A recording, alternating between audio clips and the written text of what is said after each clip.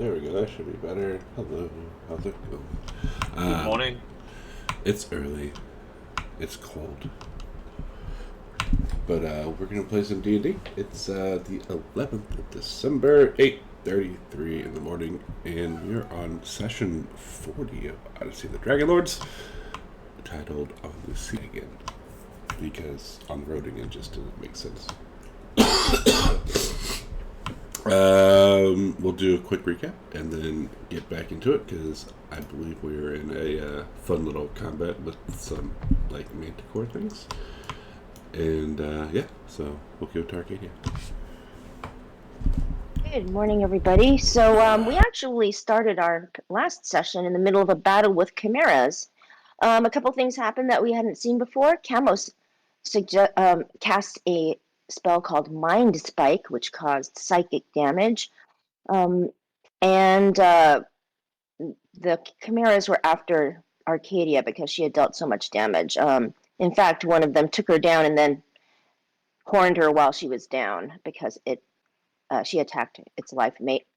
However, when it went for Camos, it misses the squishy one, which was really lucky. One of the things we saw that never happened before was Nyx flew to Arcadia and dispensed a potion of healing to her. Nico turned into a bear, and Camos Misty stepped behind it and killed the Chimera with a Mind Spike. He finished that off by saying, "That was my action, my bonus action, and 2 spell slots. I'll call that done." The remaining Chimera flew into a rage and went for him, taking him down. Then he said, "It's okay. Dying is on my to-do list." Then Corbin is only down to 2 hit points, and he bravely runs away. Nico stands up on his hind legs, claws and bites, and is basically we end up um, dispatching the chimeras. Demetrius, with his 2nd level smiting, helping all the way. Corbin runs up to the chimera that Camos killed with a Mind Spike, but retrieves his javelin and stands on it as if he killed it because no one can see psychic damage. We end up going to uh, harvesting all the heads off of the chimeras. Nico needs one of the goat heads for the Staff of Healing. And we look around the lair. We end up finding quite a lot of loot, which was really great. A lot of coins, gem-studded necklaces, platinum rings, which Demetrius, we passed out and he connected with all of us with his warding bond spell.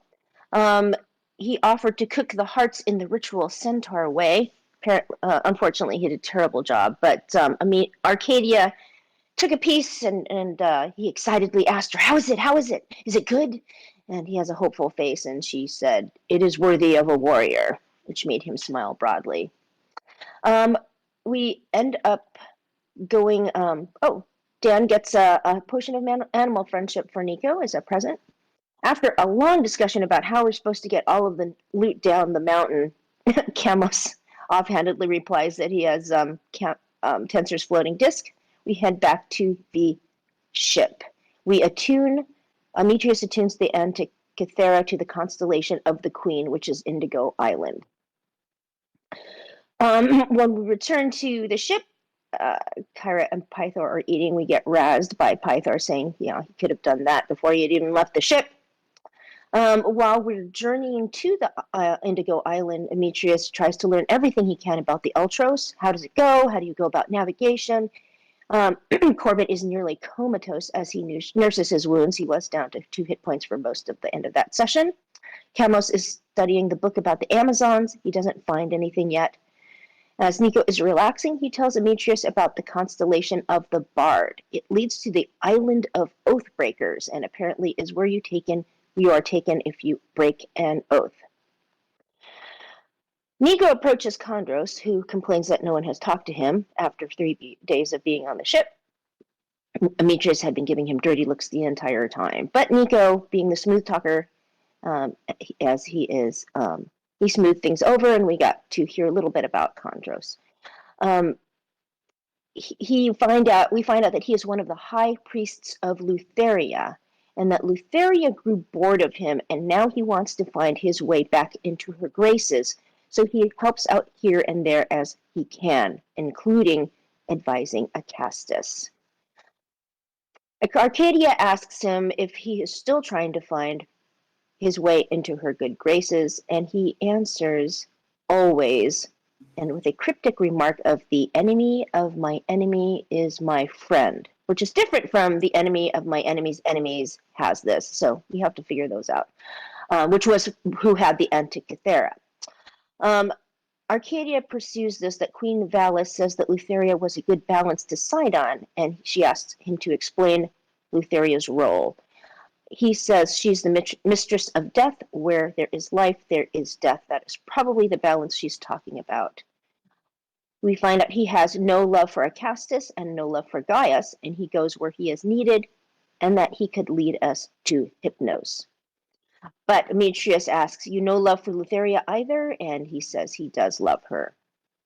When Demetrius says maybe she has a nasty habit of foiling our plans, Chondros says maybe she's not foiling your plans, but putting us on the correct path, asking how well do we know the five gods? And he questions why the gods didn't help us fight the chimeras. And Demetrius tries to explain they're probably helping, letting us strengthen ourselves for the fights ahead. Then we get into a long conversation about good and evil, about the different gods and the titans and if they stayed out of things or what. And Chamos actually calls Chondros on being critical of the gods for not doing anything. He feels that logic is flawed. And we end up coming to the end that basically he's trying to say is that there are two sides to a coin. We have our beliefs and he has his beliefs. After all, as Demetrius points out, Valis is ruling over a city where they enslave minotaurs. Now, Chamos says one of the annoying things here is that it's like nobody's actually the good guys, and now he has no idea if we're fighting on the right side. I am going to skip past all of this, but it was a long conversation. Hypnos. Demetrius asks what awaits us in Hypnos, and Chondros says that Hypnos is Lutheria's domain, her throne. It is under no constellation, but deep in the nether sea. He can get us there once we have suffered a little bit through personal pain and suffering. Arcadia says that Jeremiah, the fox-like thing in the bowl, said he could get us to the nether sea in exchange for an oath of service, and asked Chondros what his oath of service to Jeremiah was. Chondros does not want to answer, and he says, don't go playing with things you do not know, little one. Demetrius goes to ask Versi about Indigo Island. It is home to several different tribes, humans, elves, dwarfs, and she thinks she might have seen gnomes. The civilized Thylians dismiss them as uncultured swine, but she thinks they're not too bad. They like to raid settlements along the Gulf, but she thinks if we treat them nicely, they'll treat us nicely. He asks if there's some reason for us to go there. She says she sees a lot of iron and winged copper. Arcadia asks what winged copper is. We think it is a copper dragon. And the dwarves have found a small deposit of iron, which is a very strong metal and might be handy for making, obviously, stronger armor and weapons.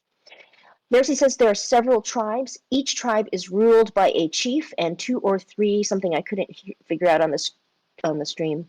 They are defended by a core group of fearless warriors, but all the men and women in the tribe are able to fight. The largest tribe is made up of humans, half-elves, tieflings, and apparently half-orcs, ruled by Gorak, an exceedingly tall and slender half-elf. They are known as the tribe of the shark. The tribe of the dolphin is a tribe of elves. They're the most xenophobic of the islanders, and they are masters of building different types of boats. Maybe they'll be able to help us upgrade the Ultros. The tribe is ruled by Dolphin, who is an elf woman. All the islanders worship Thylia. And we find out the history of the Indigo tribes.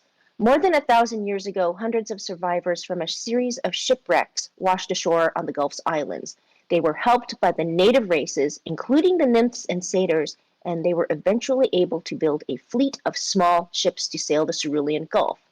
They discovered Indigo Island and settled, calling themselves the Indigo Tribes after the fields of dark blue flowers that carpet the island.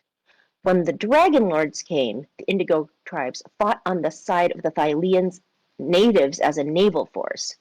They scored several significant victories, but they went back into hiding after the end of the First War. They have remained there for the past 5 centuries, and although the island's forests are plentiful with deer and boar, they mostly depend upon fishing and raiding. And Arcadia finds this interesting because it kind of parallels what happened with the Amazons, retreating to Themis after the First War. The civilized Thyleans dismissed the tribes as uncultured barbarians worthy only of scorn. However, their fearlessness and naval prowess also inspire respect. The barbarians frequently raid settlements along the Cerulean Gulf. They are the best navigators of all Thylia, so they would probably be able to tell us where things are. They can observe flocks of birds and track the movement of stars to travel the Gulf. Except, hear this, they consider their skills to be sacred and would never share their techniques, not necessarily their information, with an outsider. Some do travel to Mitros and Astoria to experience the decadent lifestyle of the mainlanders, but all of them eventually return. At some point, Arcadia walks up to Pythor, asks him about Hexia. She appeared as a woman to him, and he was attracted. They were together for a long time, and then he met somebody else, and she grew jealous and took revenge upon numerous men and women who had been his consorts over the last centuries, including Arcadia's mother. And Arcadia's mother was the last relationship he was in. And Demetrius asks him if he knew the Dragonlords were performing genocide on the Gigans. He said he did. He was not around, or he would have tried to stop them. We find out the colors of dragons do not determine whether they are good or bad. It's just how they were raised. He does not know anything about Balmetria's offspring that we are supposed to be looking for. Then, not long after that, we've stored, by the way, the Chimera wings in the cargo hold. We hear screeches of 6 monstrous flying creatures above the ship, which interrupt an otherwise peaceful day.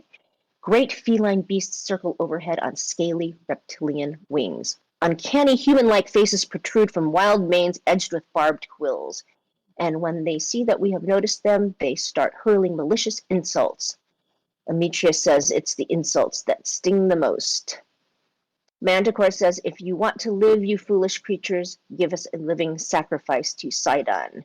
We have refused. The only person who can really hit them is Arcadia, although the rest of the party is manning these ballista, which take 3 actions to load, aim, and fire. Sven interferes as he often does and buys a potion of healing for Manticore. Camos has cast darkness to hide us. We are thinking of ways of trying to get the Manticores to come below, or come at least land on the deck, so the rest of the party can hit them more easily. We end the session at some point on day 7 at sea, which is our 44th day together. There are 7 days until the Great Games and 53 days remaining of the Oath of Peace. All right. Very good. I think that was the top of the round, and that was a good recap. And I do apologize in advance if I sound like crap, because I feel like crap. So, apologies in advance. But we are in combat, and it's Mr. Manticore's turn, and he's going to do a thing. Holy fucking motherfucker! Oh, Steve, I hate you. Oh, that was good.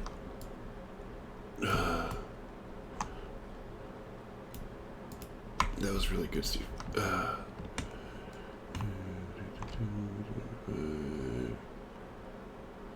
And he's going to do this. Arcadia. Okay, so Arcadia is Yeah, I bet you they're just waiting to attack us. But she is going to, doesn't know this because she can't see, she's going to pop out of, to try to find out where these manticores are.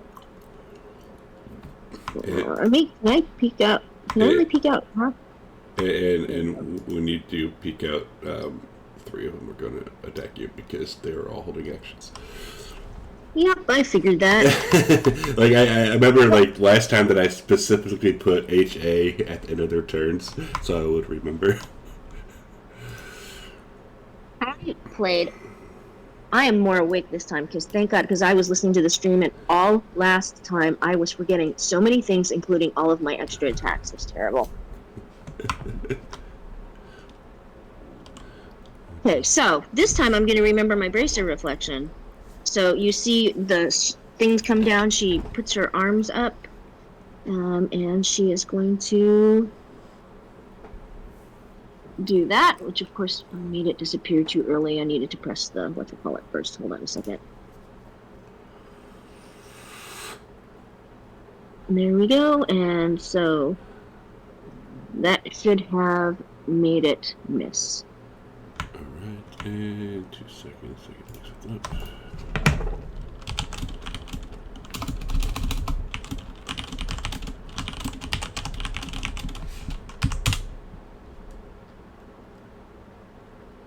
There's no way of moving these dice now, which are sort of in the middle of everything. I think you can make them smaller, but I don't know about moving.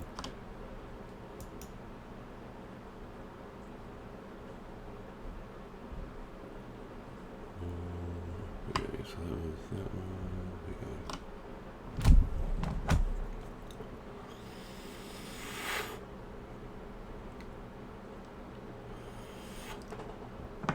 Oh, I'm waiting on you, right? Because there are 2 more that are going to attack. Yeah, I'll just look something up. Okay, that's number 2. Okay, no worries. I'm just making sure I'm not holding you up. And then the 3rd one does not get disadvantage. Okay.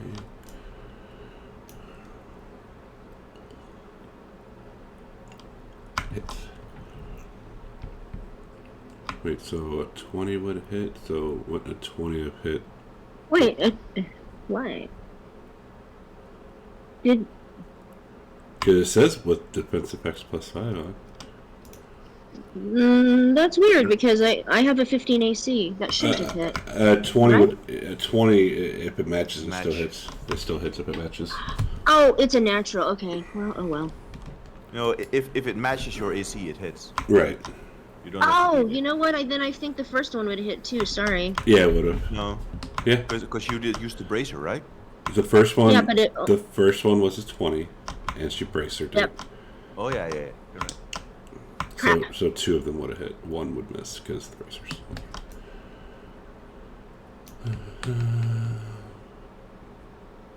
And in the background, you hear the goats cackling.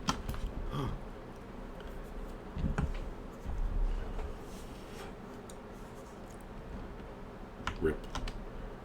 Now it's your turn. Correct. Well, she is going to, in her bonus action, she's going to reapply this Hunter's Mark on Manticore 1. So you see her give him a look and murmur a little something. Let's try this, make sure it works.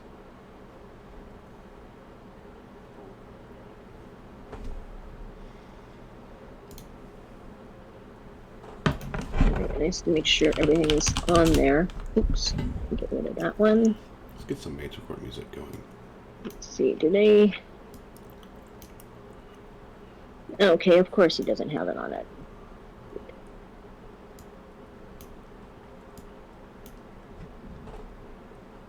Right, which made it expire on me. I'm not going to worry about it, so I'm just going to have to add an extra thing, I think.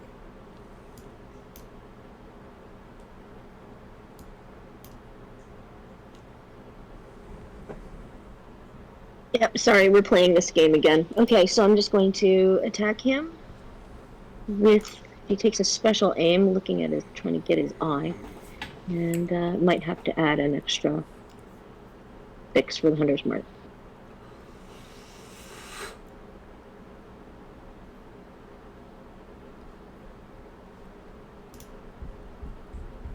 Wait, what's going on?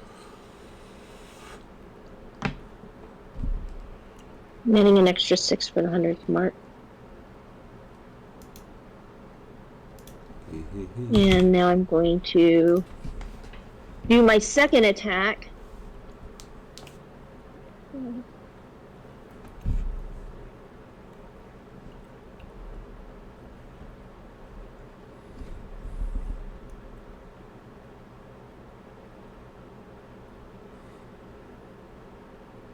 Yes, damage. And here's an extra 6.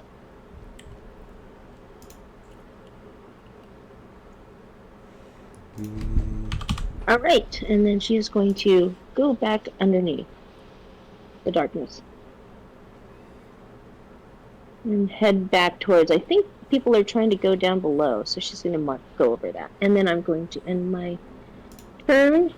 And Nyx is with me. She doesn't want them fighting with those things, and so that's end of my turn.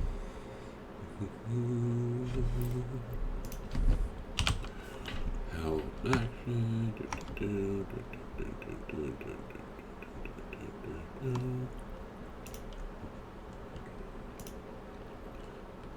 Corvinosity.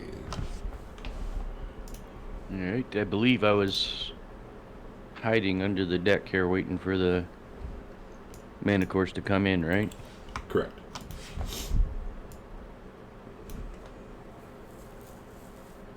What are the... Okay, so the 2 Manticores, they're on top of the deck. I'm underneath them. Yes.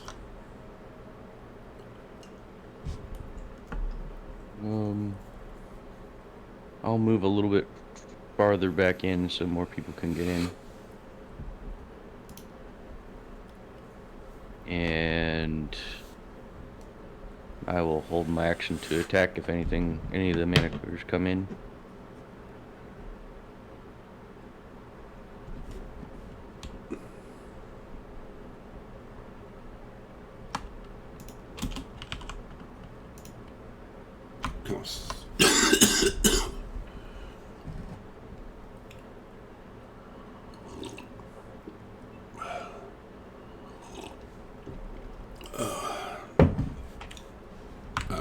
You're muted.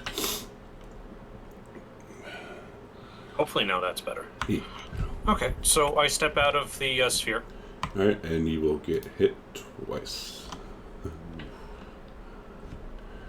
By these Manticores that were holding actions.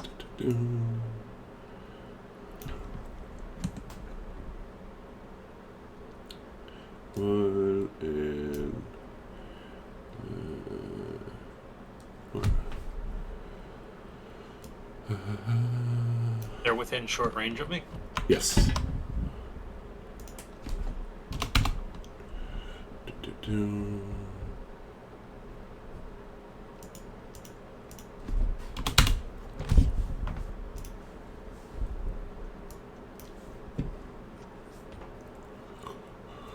Isn't that short range though, right? The one that hit him, if I can't see that, is that 200 feet? It's still 200 feet in the air? Or it's 100 feet in the air.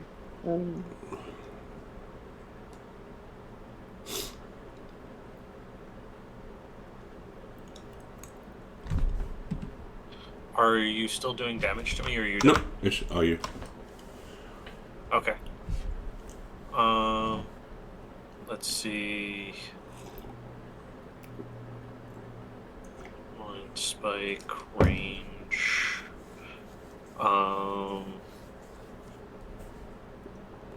Sorry, I should have looked this up before. Okay, so nobody's within 60 feet of me. Firebolt. Yeah, that's one great thing to do at the time. My apologies. Okay, so I'm just gonna firebolt. Can I see Manticore 4, or has he gotten so low I can't see his height? You can still see him. 75 plus 40, yeah, that's a good range. Okay. I cast firebolt on him. Hits. And let's do some damage. Okay. And I'm going to step back in. And learn my lesson. Okay. So that's the end of my turn.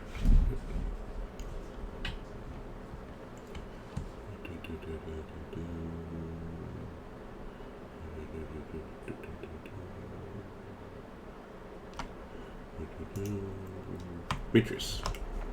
Amitrius is still below Dex, and he will.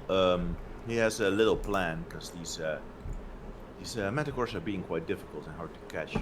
So he goes up to the drummer, and he says, "We need maximum speed. Like row as hard as you can. Play the drums." So the idea is that we move the ship so fast that the manticores have to either land or use their movement action or such just to keep up with the speed of the vessel. That's what he does his turn. How does the drummer or the sailors react? They say,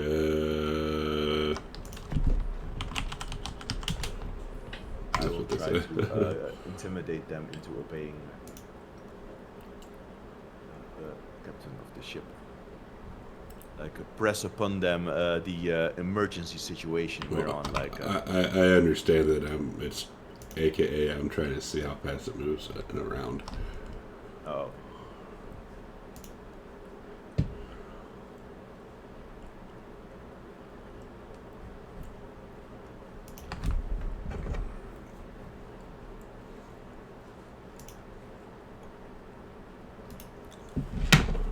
Anything else? No, that's my turn. Manticore 4 is in the thing. Or take Moonbeam.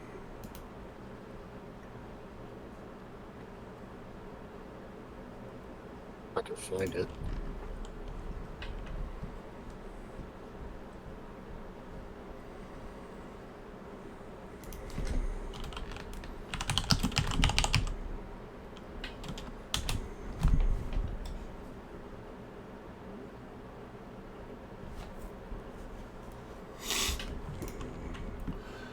Alright, and this one.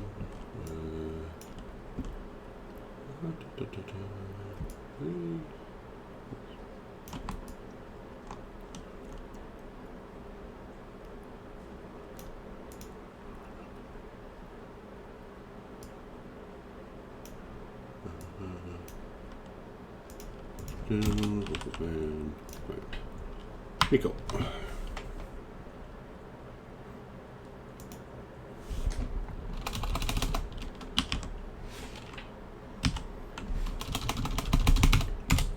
Oh, Nico's right at the top of the stairs, so he's gonna move his Moonbeam onto Manticore 4. Oh wait, you were visible that whole time? No, he's gonna run up. Oh, he's gonna come up the stairs.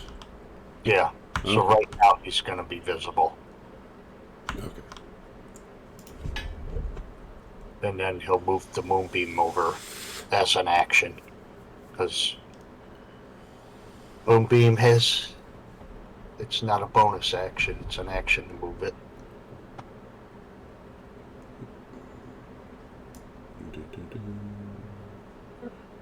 There we go.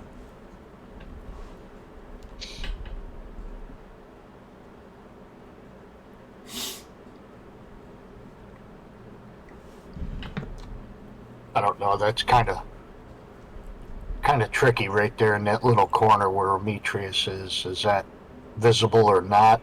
You know? Demetrius isn't visible. He's underneath.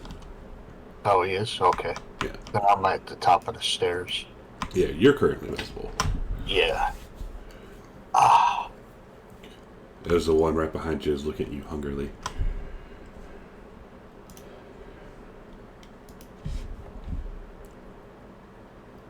And he'll stay right there. Okay. That'd be Nico's turn. Well, the one that's behind you looking at you like you're a piece of meat is going to attack you.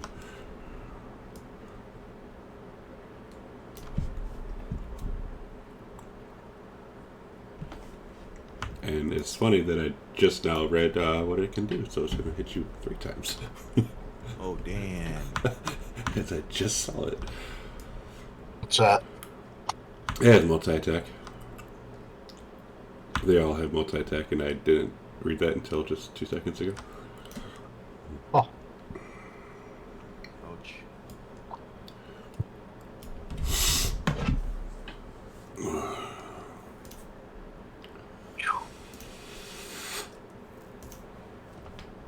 Hold on. Sapphire. Ultros. Manticore 1.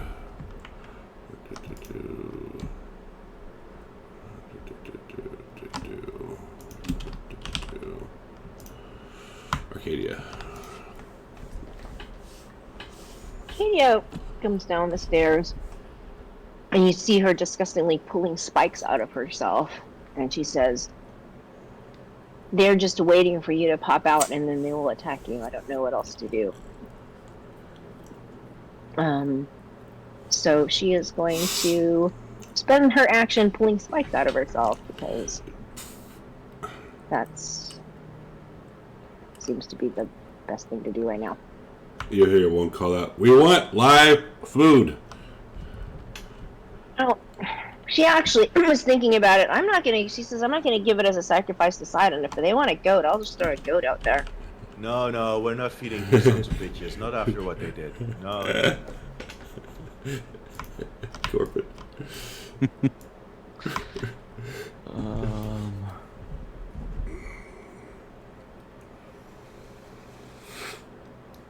Corwin, come down below deck. If we all hide below deck, there's nothing. I was the first one below deck. He's, I've been. yeah, You he's, hear a voice from behind you. I've been waiting for you.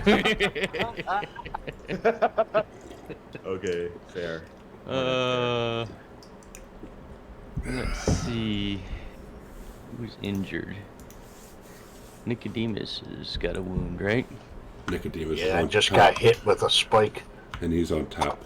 Oh, he's on top. Yeah, I'm at the top of the stairs because Is Arcadia underneath? Yes. Okay. Yeah, she's just Yep, right. you see that I have spikes all in. Alright, I'm gonna walk over to where Arcadia is. Oh, I gotta say, There you are. she's probably like right there. and I will try to give her a potion of healing. Consent is important. She says, I'm okay. I already have some. But you have to figure out what to do with these things. I have a sneaky suspicion they've been holding back their attacks. So you don't want me to give you a potion of healing?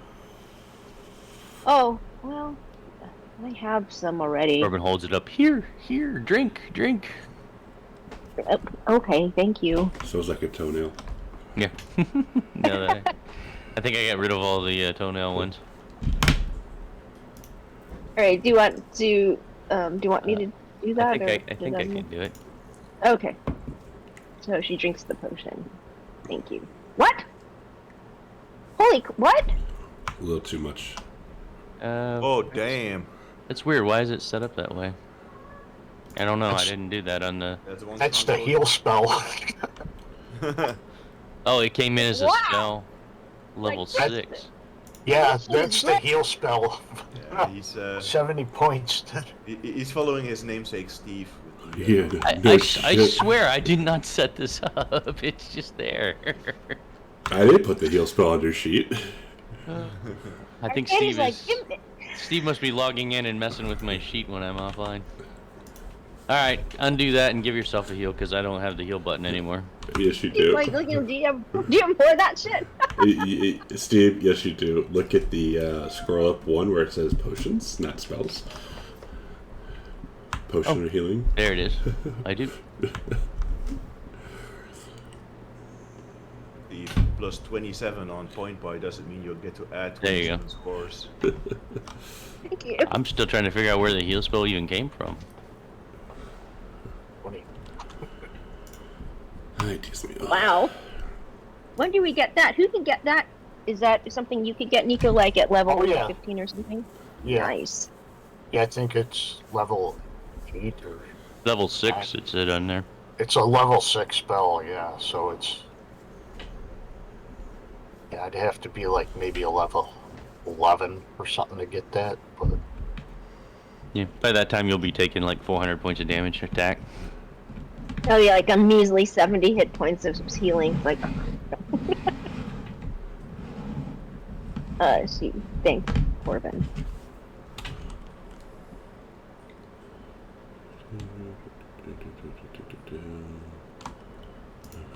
Corbin will pass his turn and continue tapping his feet, saying, "What is everybody doing out there?"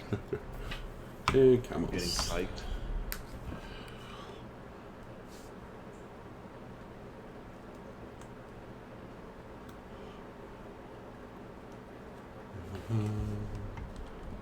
Camus, Old man Camos. you're muted again. What? You can't hear me? Okay. I'm going to take my cloak and use Mage Hand to wave it as if I'm a person outside of the Nice. area He of sticks his darkness. hat out. Right, the equivalent of that. I'm using concentration to maintain the darkness, so I just gotta make sure that doesn't Mage Hand doesn't use concentration. I don't think it does. You, hang on, because you don't have the concentration on yourself. For darkness. Oh, because the damage could have. I forgot about that. So I need to make concentration checks for. Yeah. Where's the darkness? Because I don't even see the darkness spell on your sheet. What the heck? It was a scroll that I used. Oh, scroll. Yeah, so it'd still be a concentration thing. Let's just put this one on you.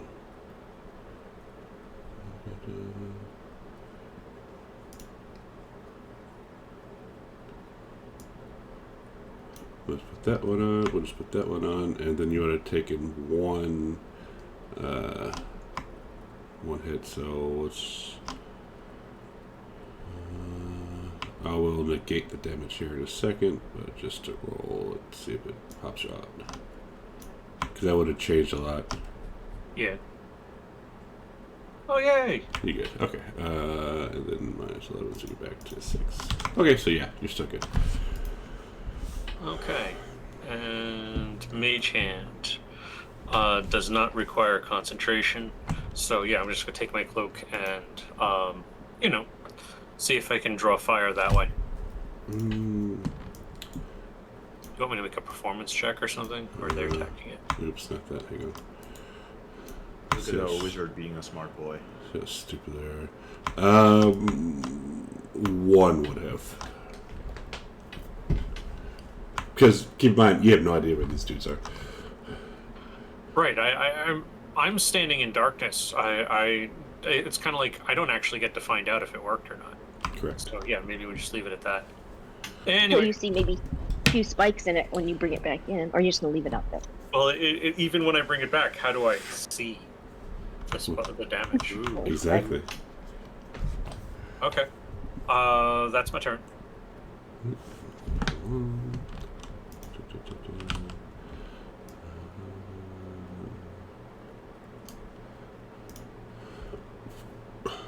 Armitrius. I'm going to stay downstairs, and I'm going to look around. I'm going to yell out, Nico, Kamos, everyone, Folon. Oh, come below decks.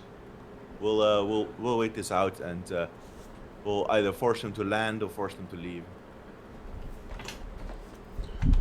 To be with the thing from Nico.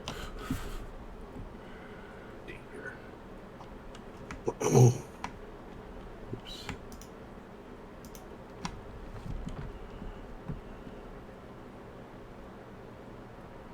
Very nice.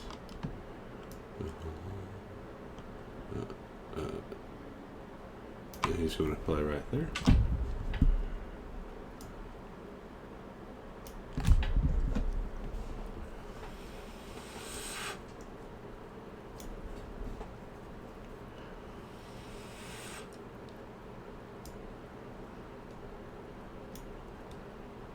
monster drop first floor.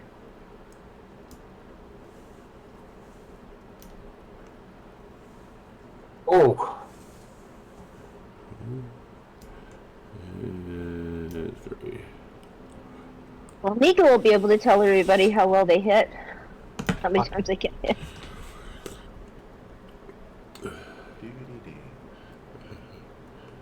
And then he will fly right. So fly right there.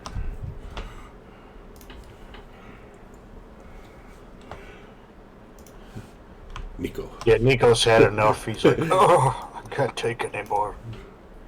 So he's gonna move down the stairs and sit down back behind Corbin.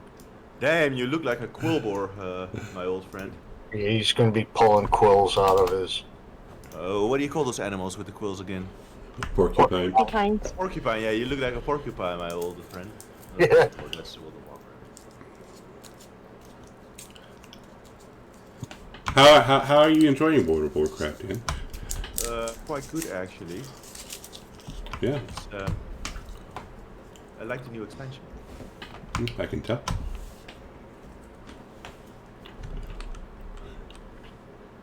Anything else from Nico?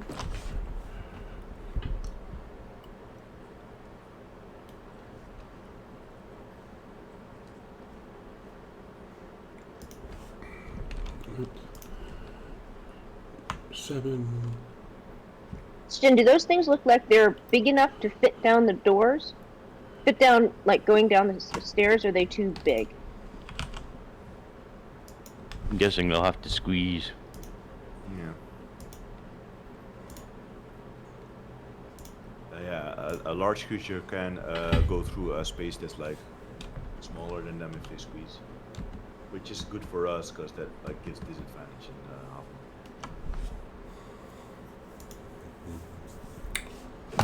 Arcadia.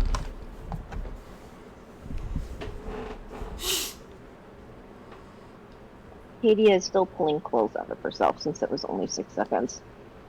And I'm going to pass my turn. And she's going to go... Well, she's going to go talk to our Demetrius and just say... So what's your plan? We could throw them a goat and they probably would go away. They seem awfully powerful, but I'm not going to sacrifice anything. Oh, Demetrius will reply, "Powerful, bah! I could eat one of these in breakfast. I could eat one of these for breakfast. Just that they're so cowardly up in the air there. Ship of fools. My plan is to just stay below decks, which means they can't harm 12 us months. unless they either land or leave. Thank you, sir. Thank you for 12 months.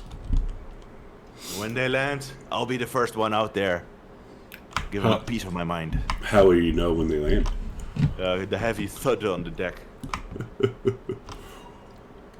Well, then Arcadia's going to turn around if I can...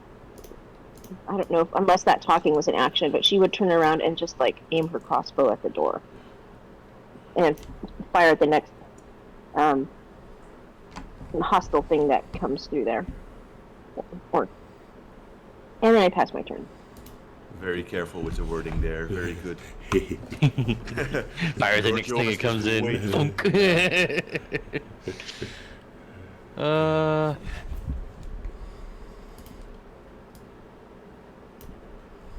Hey, Jingo. Yes, I will Huzzah to the wait GM. for something to come inside. Ah.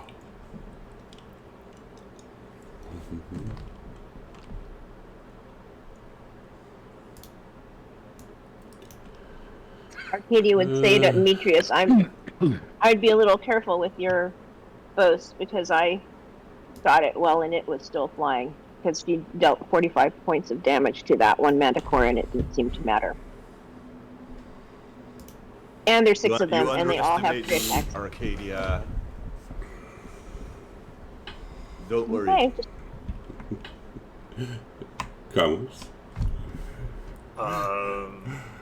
Gonna send my, cloak back out again.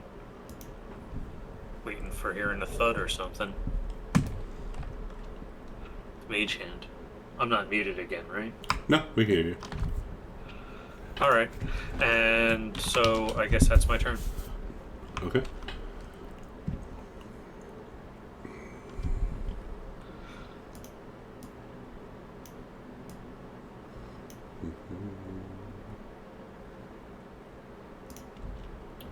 Demetrius. All right. I will go move up towards the entryway, like still out of sight. But I will ready an action for if I see any manticore specifically. I will attack them. So now, are you in Arcadia's way?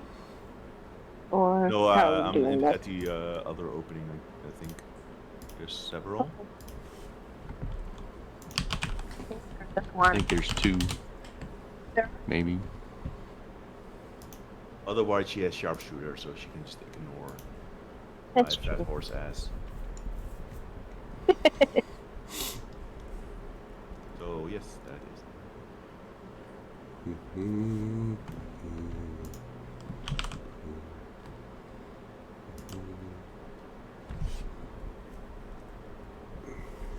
Nico. Because these guys can wait out the whole 10 minutes. Yeah, our spells will be dissipated by the time if we wait it out. And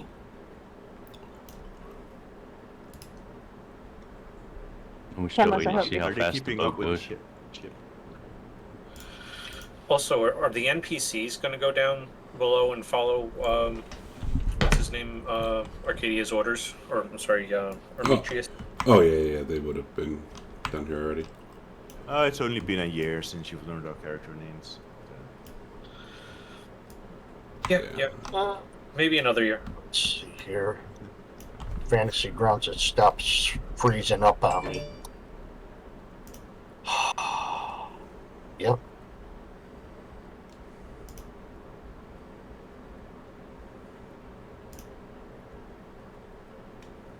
Drop Moonbeam.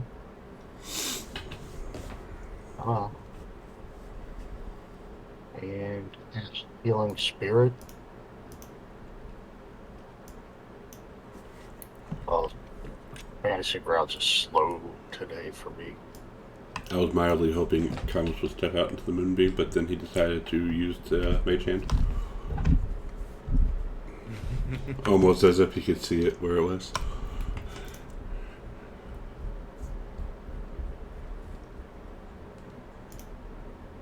No, he was smart. I mean, I would say, even without metagaming, Oh yeah, he knew that he I was squishy. I would have laughed so hard if he would have stepped out into it.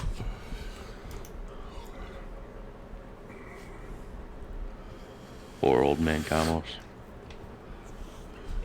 Doomed to die. I'm gonna cast it on myself.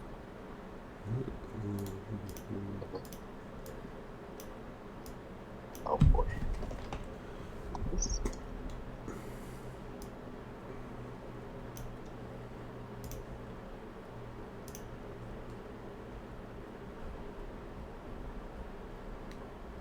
Move it over to Arcadia.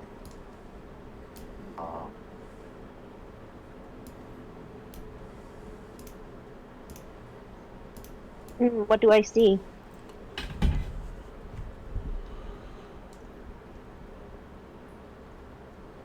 What shape does the spirit take?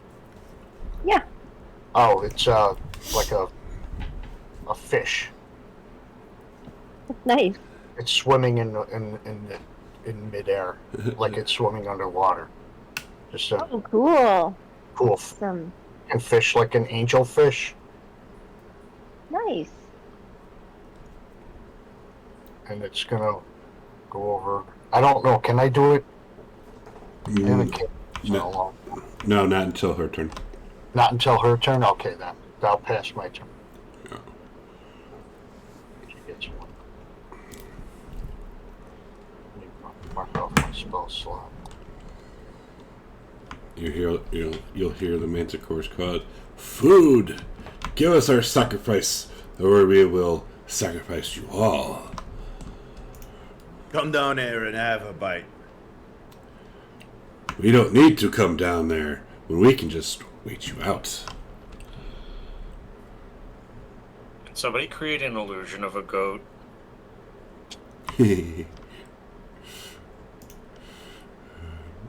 Arcadia, healing spirit.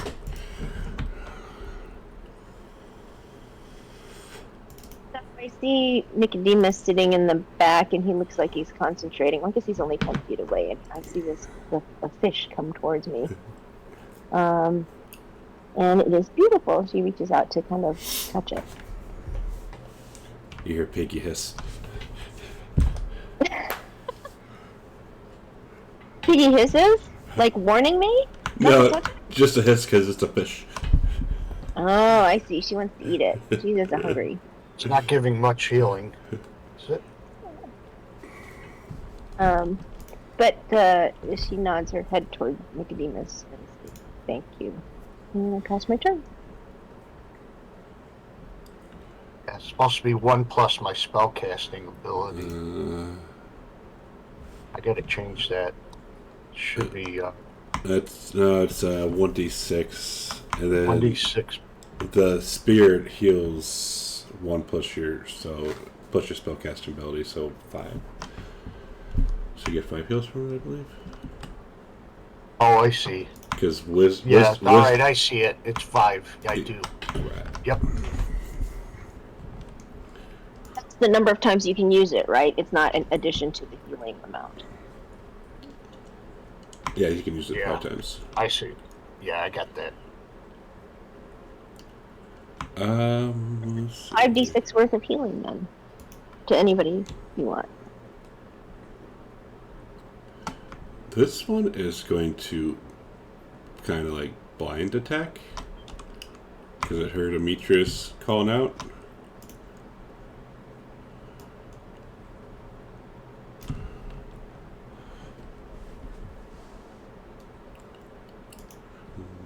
But I'm below deck.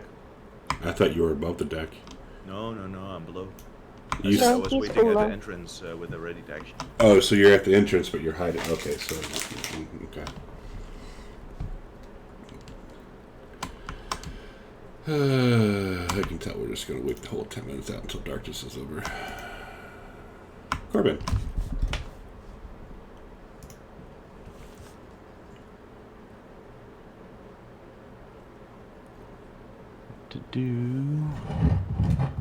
I will get out my bagpipes and see if I can make the drummers drum faster. Nice.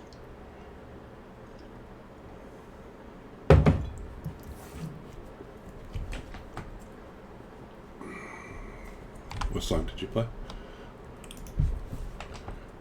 Here come the drums. Never heard of it.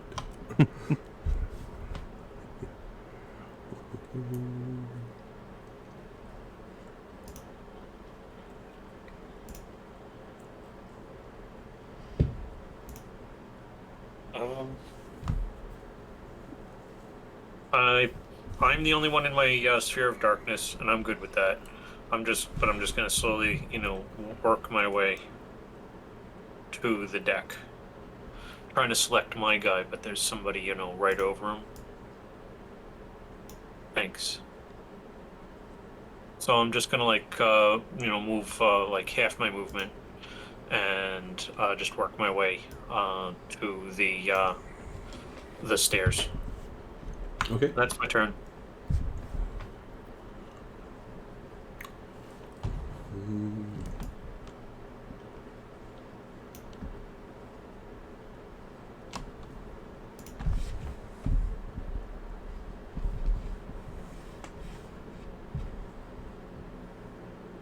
I will yell out to the Manticores. Okay, we're giving you the goat. Just come down here and land, and get ready for your meal. We're not stupid, horse. We've messed with your kind before.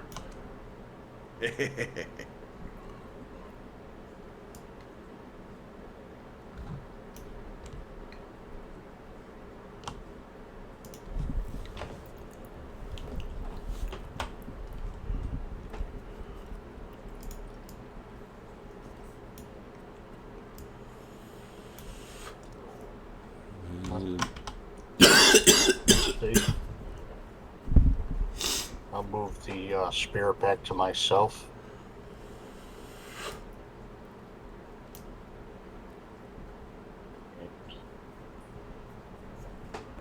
My myself some healing.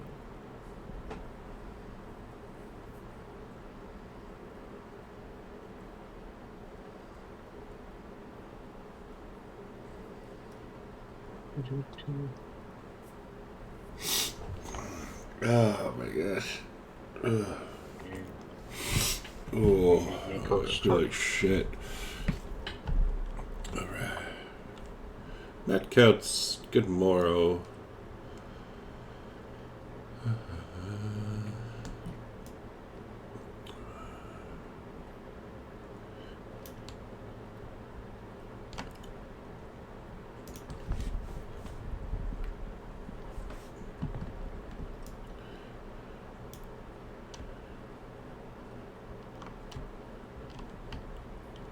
Come out, bring us our foods, bring us our sacrifice. We can do this all day.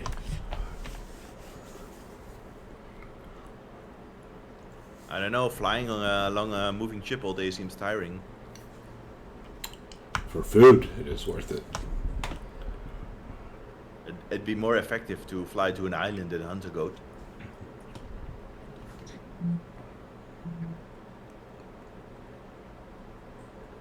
Arcadia is losing patience. She starts. She's gonna go. Just so she knows, where are the goats? She has no love for goats. Does not answer. Well, she does. Well, where are the goats? Do we know where the goats are? Are they back down below the hold? Somewhere. They must be. They would be in the hold, yeah. Just be patient, Arcadia. It's nice and cozy below decks. We can, start up a nice cooking, have a nice talk. All right. You'll start to hear some of the NPCs grumble a little bit about heroes and whatnot.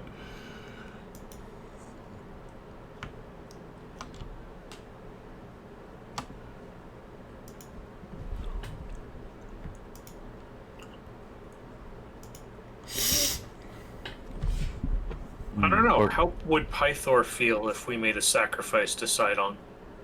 Oh, Corbin wouldn't be very happy about it. I know, but see, what happens is us playing true to our characters is one thing. I'm just also asking about how it would impact the NPCs around us. That's true, because Pythor is technically down there. Right. And just, from what I know about him, what would his reaction be if we sacrificed Sidon? Well, keep in mind, back in kind of towards the start of the game, he was going to sacrifice his daughter to Sidon. Yeah, so he can't really talk. So yeah, he doesn't really have room to talk much. Okay.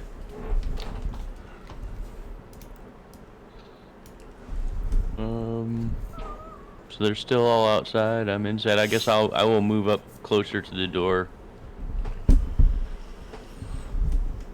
case they come in, and I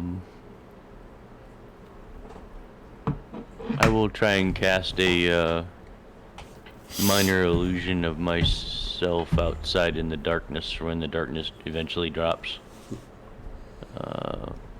It's 10 minutes, right? Yeah. Well, the way things are going, we're going to be here a while. Somewhere around there. That would be up on the deck, though.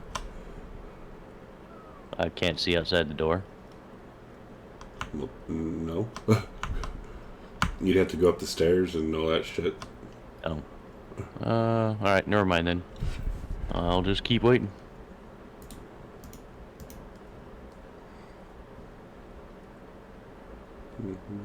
Where's two? Yeah, he's just right there.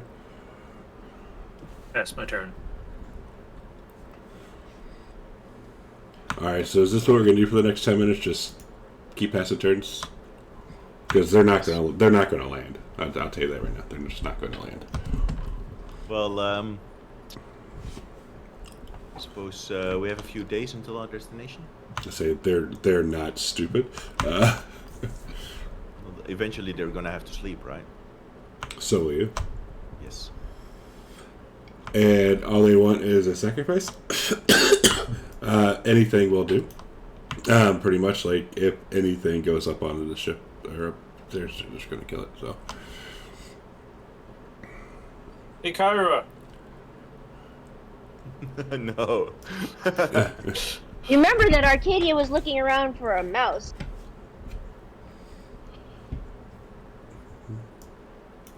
That was the first reaction she had.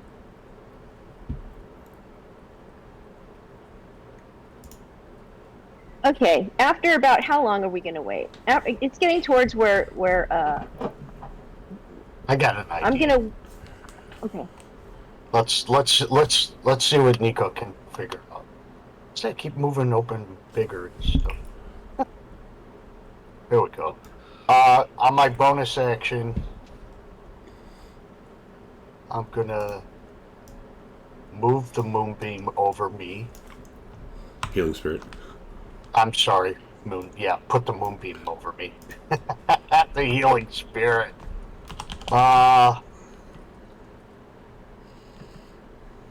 Yay. I'm gonna drop it.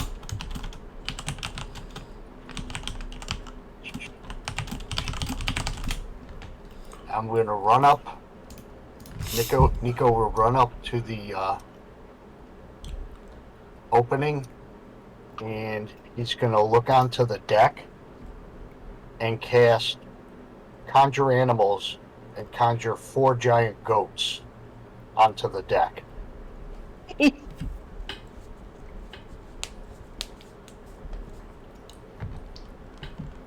And who is talking about great heroes? Because Arcadia's gonna go up to them.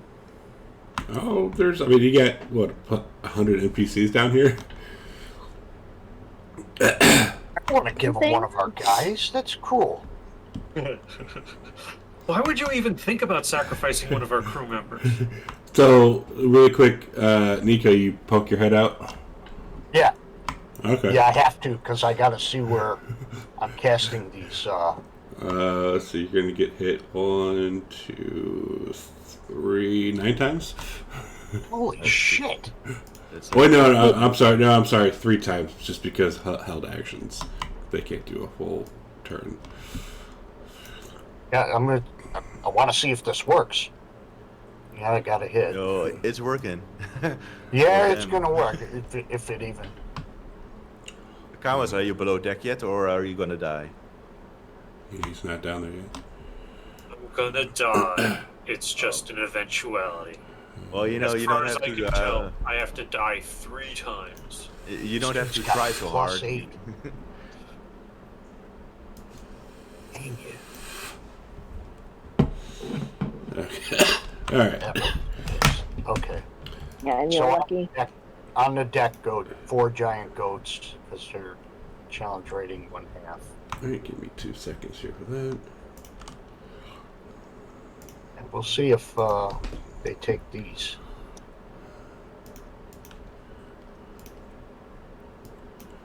What are you doing, old dwarf? You're getting stuck like a pig. Something. Let's see if this spell works. To drive them off.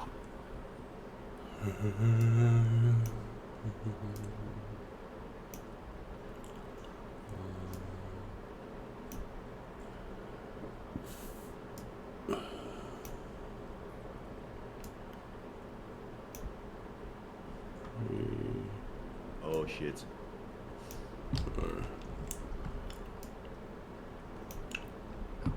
Okay. Now, let me ask you this just so I can remember. When if one of these goes down, do they disappear or does the body stay? Like if it were to get knocked out or whatever. I know the answer, but it's a Well, sad one. then tell me, because I can don't look- know the answer to that. They vanish. It's part of the spell. They vanish? Okay. Yeah, it says this. Each beast is considered a fey, and it disappears when it drops to 0 hit points or when it Yeah. lands. Okay. But we'll find out. We'll see. See if that fools them. Because else you could just summon animals, harvest their parts, sell them, and then... True. get for- True. Yeah. What if they eat them alive? Yeah. They're just going to be hungry again in 15 minutes. Yeah, No. it's gonna be like Chinese goats. I should have enough room to duck back in. Eek! I was thinking that. See if that works, and if not, Amethyst will begin plucking spikes from your forehead. one nestled in my beard. Oops. That's the one that didn't hit. Come on.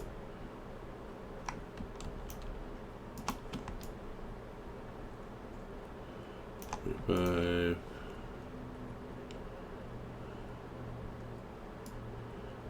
Oops, 25.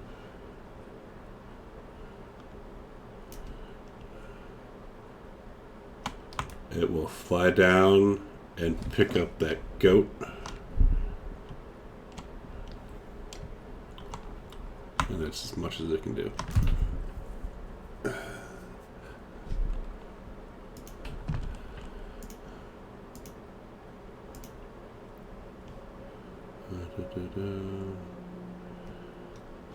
This one will, let's see, fly over.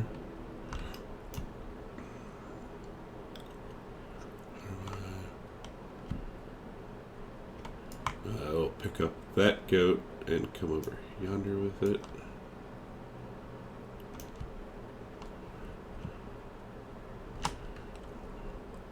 And that manticore will call it, "You have chosen wisely." Arcadia. Okay, so Arcadia No. sees. No! Don't talk to me like that. Look at he must come back in. And she asked him what he did.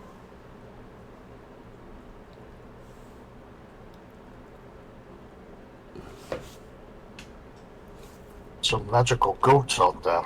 Conjured some animals. See Gee. if they take the bait. And she is going to take the spikes out of his. Take the spikes out of him. And pass a turn.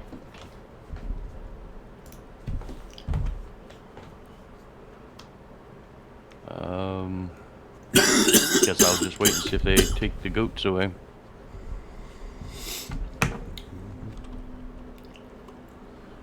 This one, that one, yep. So we're just gonna fly over there and keep guard. Quamos. Okay. Chamos walks along the ship and gets under deck over there. All right. About time, old man. I was happy to sit in the darkness and curse the light.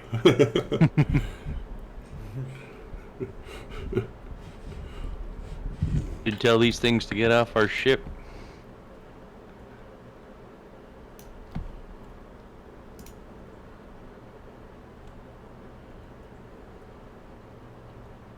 And I hear some thuds as they were landing to pick up the goats.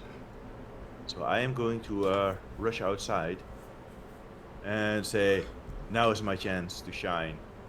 And I'm going to run up, but I see that they're already flying away.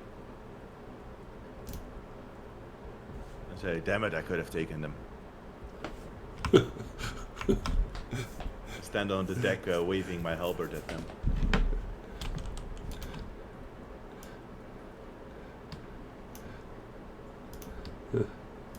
Well, let's see.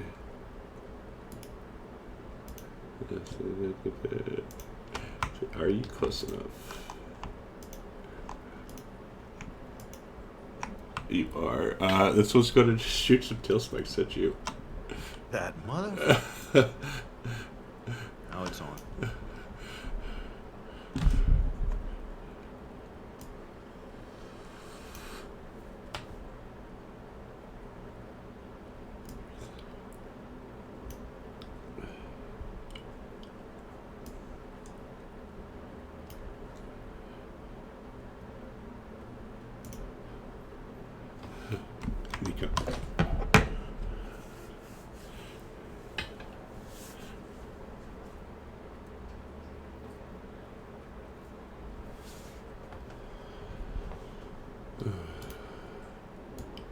Nico's gonna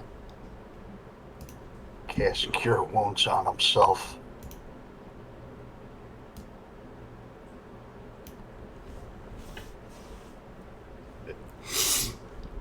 Where it is?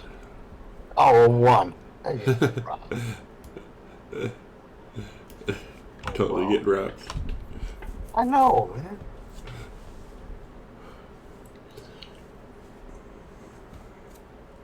Doesn't make it much better than Fantasy Grounds is slow today. Okay. Let's Nico's Oops. Hang on. try for some healing.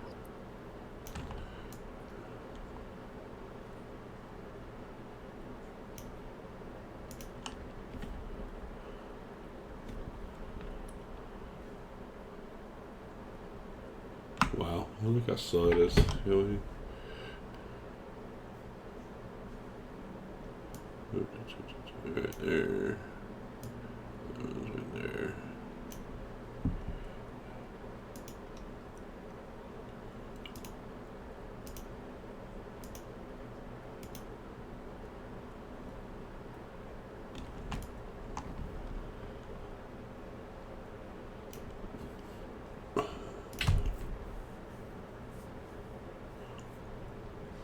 But yeah, if you guys aren't going to mess with the anymore, they'll just leave. But unless the Demetrius wants to keep talking shit. I mean, he's angrily waving his halberd, but he can't reach anyone. So he does. Arcadia's down below. Oh.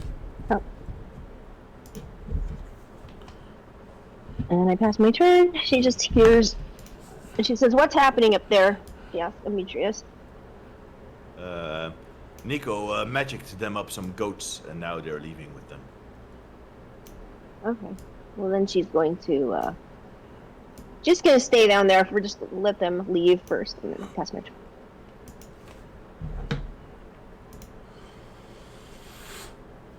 Oberon's kind of fallen asleep in the corner. Fair. This one is not going for the goats. I want some Demetrius action.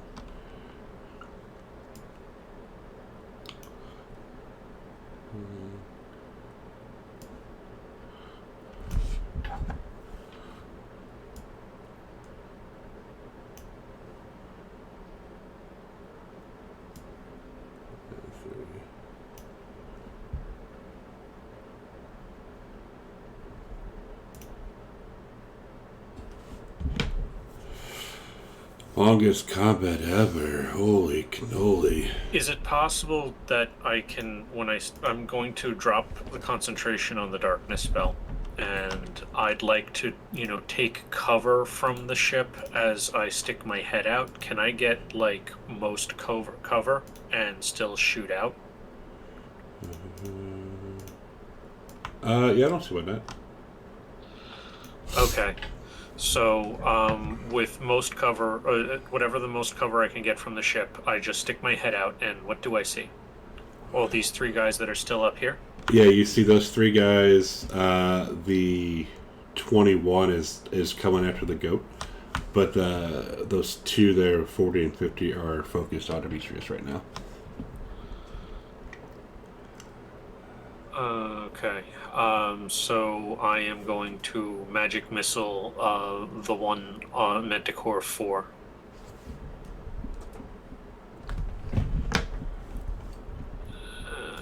let's see. So that would be 1, 2, 3. Is that 4 or 3? I always forget. 3. All right, there you go. And then I step away from the entrance. They didn't shoot at me at all, huh? They did not. Okay, end of turn. What to do? Come on.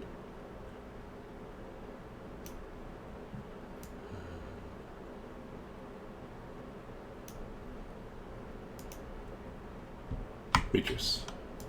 Okay. I am going to run over here. I'm going to throw my javelin at this Manticore 4 that was shooting at me. How far did my net actually reach? Oh, only 50. So I can't just...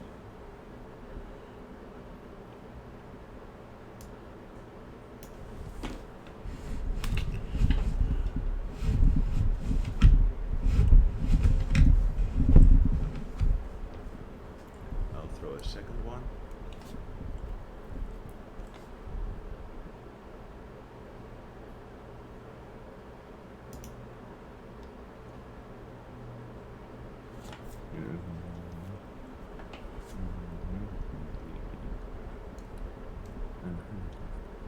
And then as a bonus action, I am going to cast Spiritual Weapon, which has a range of 60 feet. I'm going to put it right next to him. And immediately attack.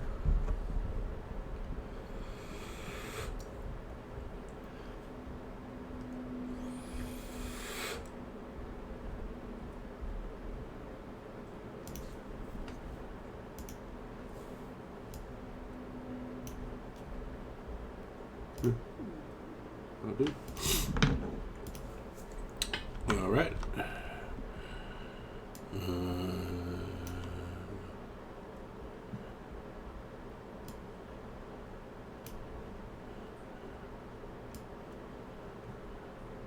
And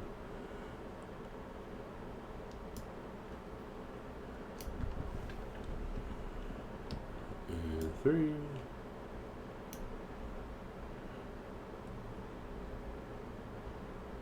And he will laugh.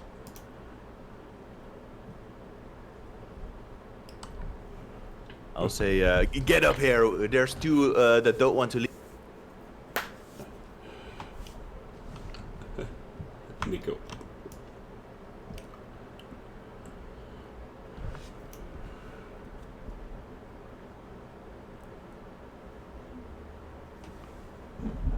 Okay. Nico moves up and out.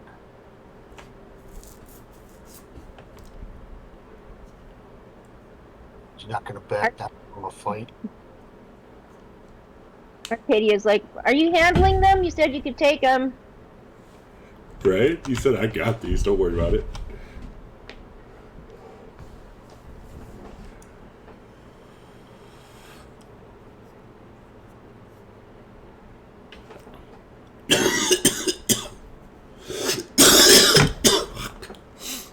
Feet up.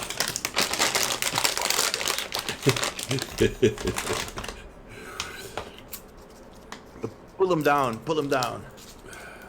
It's nothing to get him down. They took my bait. Now there's 2 left. Bring some guts up. Nico yells from down there. Can't reach them. They're too far up in the sky.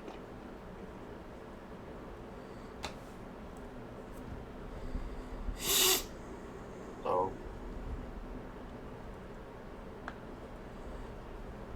I guess that'll be Nico's turn.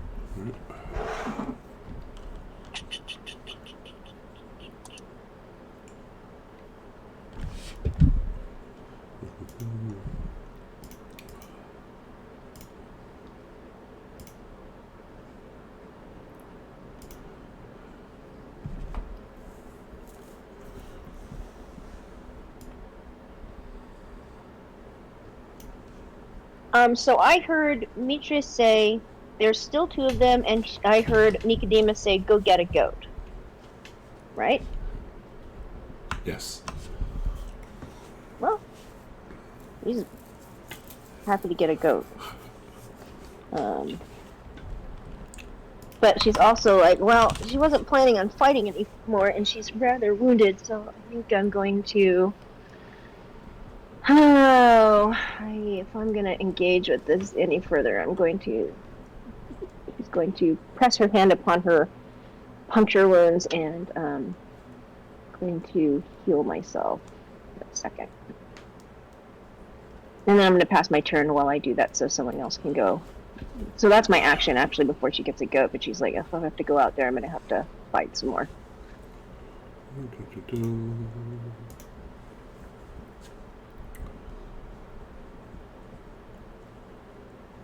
Corbin hears all the yelling, and I will run outside next to Demetrius.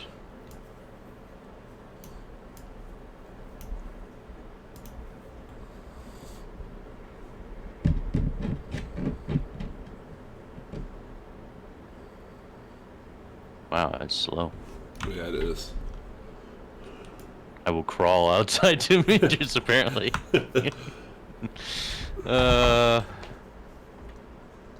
And I guess since the spiritual weapon is attacking Manticore 4, I will throw a javelin at it and see what happens. Corbin, if I throw you at the Manticore, can you grapple it? Maybe. Okay, just be ready. Maybe you can ready your action to grapple it, and I will use my action to throw you up there. You need to throw me 40 feet. I've done it before, remember? In the temple, ages ago. Alright, I instead of attacking the Manticore, then I will ready my action to well, knock it prone, because that'll knock it out of the sky, so.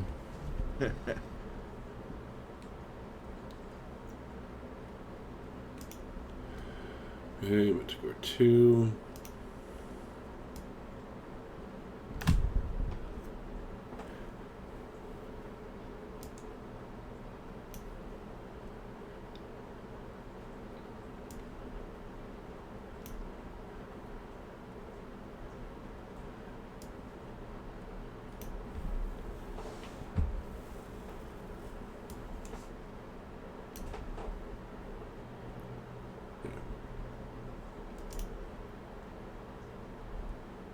Just wondering, are the giant goats getting an opportunity to break the grapple from the manticores? They're just... Yeah, so that would be on Nico, because he's the one who's telling them what to do. Yeah, I just tell them to just act normal. They're just mad. The goats, which, you know. Alright. 10 feet forward.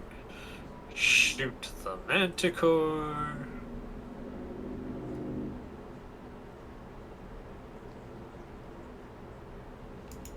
And then step back.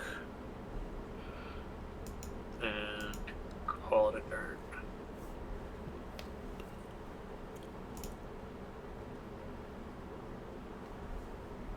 Okay, I'm going to pick Corbin up and throw him at the Manticore. I will use my inspiration for the strength check. So, there we go. Do I have to roll it in tower? Open's fine.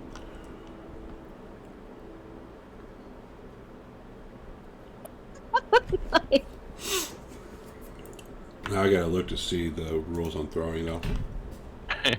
That's 40 feet up. How far can a gnome fly through the air? Google.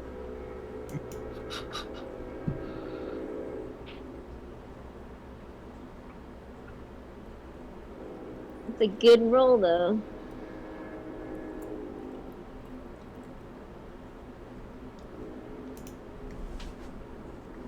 Maybe Kamos can foresee it. Nope.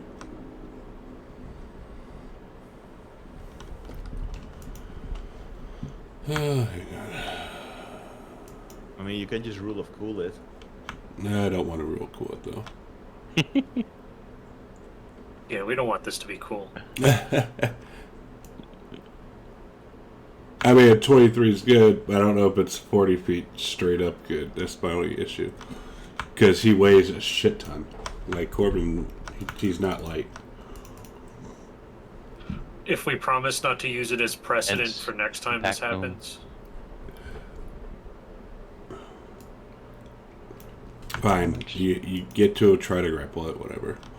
Alright, and I'll use my inspiration as well to shove it and knock it prone, because I'm trying to knock it to the deck.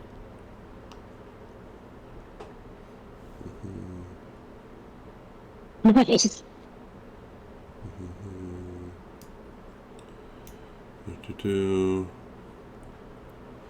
Alright, so it goes to the deck. It will take some fall damage. I guess I'll take that damage too. Yes, you will. That'll be 4d6. You want me to roll it? Yeah. Somebody else did. Oh, roll your own. Oh. 4. You take 17. Hang on a second. Let's add that to you. And that one will take 12. And as a follow-up, does that count as my attack, right? Do I get my bonus? No, because you're holding your action. Yeah. So I don't get the follow-up attack I would normally get. No. As a bonus action, I'm casting a Shield of Faith on myself.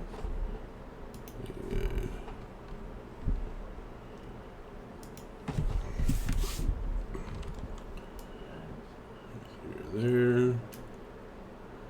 This one's down.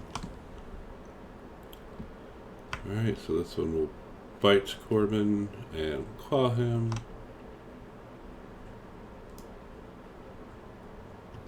You know why he's so angry? Just because I flew through the air and knocked him out of the ship deck.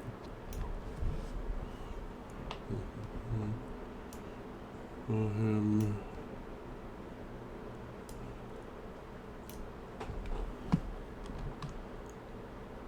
What is he looking? And then for good measure, shoot a spike at Demetrius.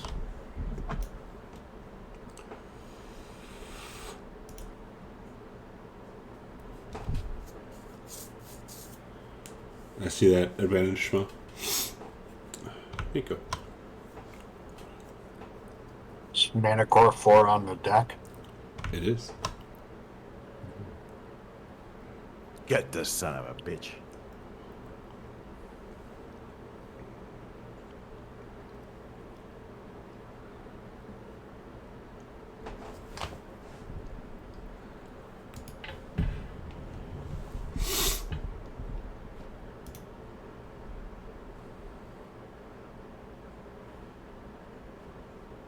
It is running really slow today. Holy cannoli. He goes slow today. He's a dwarf. I know.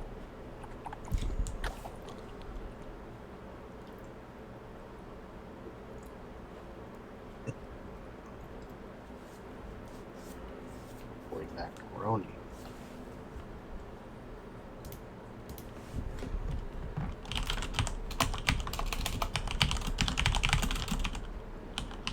I've got 5 HP, but damn it if it ain't enough. It's primal savagery and scratch him.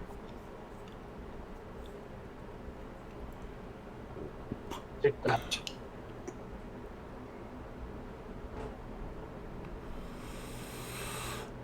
Acid damage, nice.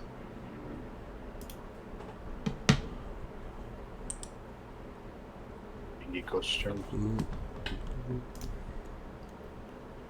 Let's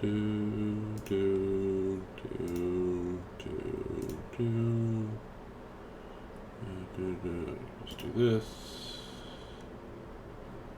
Come on.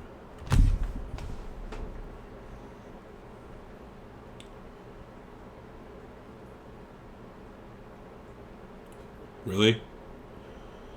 Oh my goodness gracious. Arcadia. Okay, so Arcadia is going to pop her head outside, just outside, just to see what's going on. What do I see? You see a gnome fly through the air and knock the manticore to the ground. So I see a manticore on the ground surrounded by 3 people beating on it, correct? And then Yeah. I see another manticore flying Correct. 50 feet in the air. Does it look like I have a clear shot at the manticore on the ground? No. No. Okay, so that's full cover because of Demetrius and Nicodemus. Correct. All right. Well, then she is going to do at Manticore 2. And let me see if this works. She's going to murmur a little something, transfer her hunter's mark onto that. Let's see if this doesn't erase everything I did.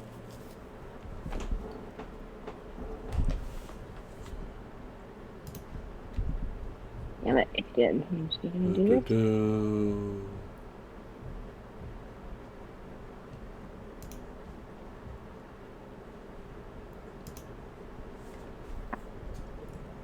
Hold on a second. One more time. It wouldn't be a bonus action to do it either. It would be a bonus action? It would not. You'd have to use the spell again. Isn't Hunter's Mark a bonus action spell, though? It is. Are you going to recast the whole spell? Well, I was going to move it, because it was on number 1, but but it didn't die. Can't I just cast it whenever I want, or does it have to die? I don't know. Let me just check this thing. If the target drops right, but HP. drop to hit HP. Oh, so I can't. Okay. So then I'm going to drop on that guy, and I'm going to mark off a spell slot. Thank you for checking. I'm going to mark off my spell slot, recast with my bonus action. Thank you for keeping me honest. R2. Remember that about that. Let's see if this thing will work. Hello? 7.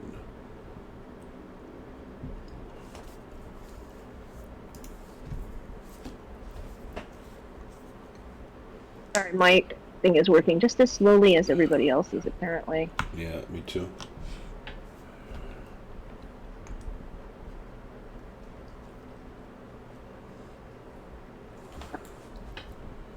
Okay. I was able to make this work before.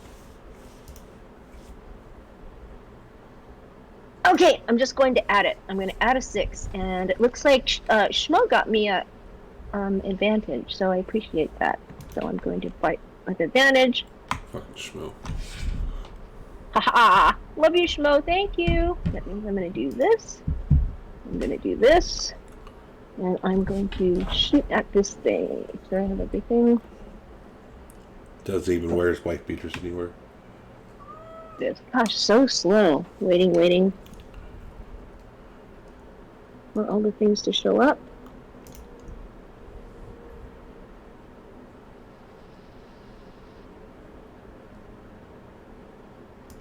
There we go. Alright, she's gonna fire at the other manticore.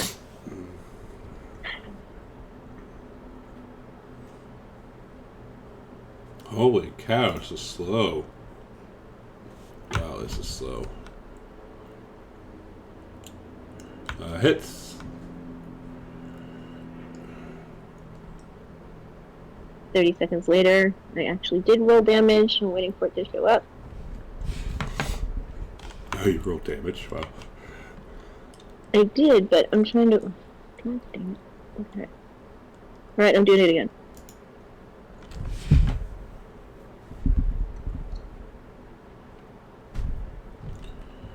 Very nice. Okay, that's what's not... It looked like it... That's the sneak attack, that's the sharpshooter, but I didn't get a hunter's mark, so I'm adding the... No, I got the... That was the hunter's mark. I think I get another 6. Because I have the 6 under the 9 is the sharpshooter, the 6... That was hunter's... Okay, great.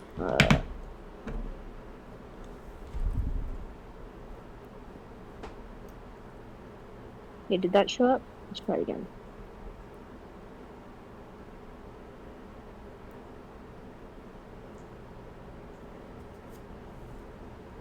I'm gonna just... I'm rolling the 6. I really am.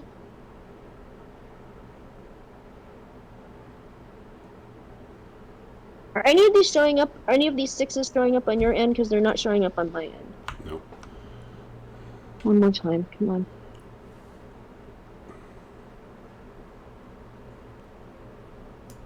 All right, I'll roll it. Here, have a full 6. Thank you. Man, I'm gonna remember my second attack this time. So, sneak attack's only good on the first one, correct? Yes. Plus, you won't have advantage on this one. Right. I'm gonna do it anyway.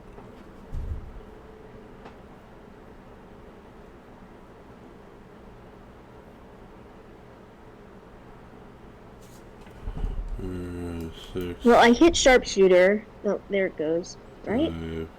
No. And then can you add 6 to that, please? Because it didn't show up. Yeah, just did. Thank you very much. And I'm gonna go back down below deck, so you can't get me, and then I'm passing my turn.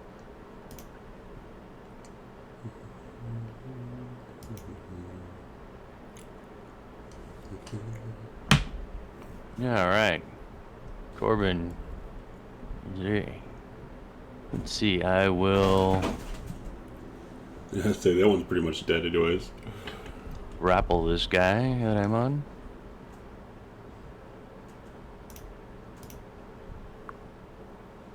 Ooh, that's a pretty good grapple. Okay.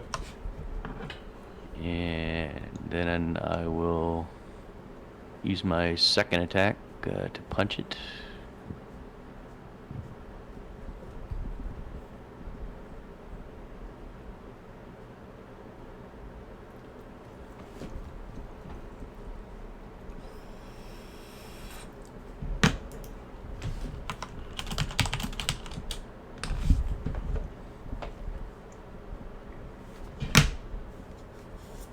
Did that roll?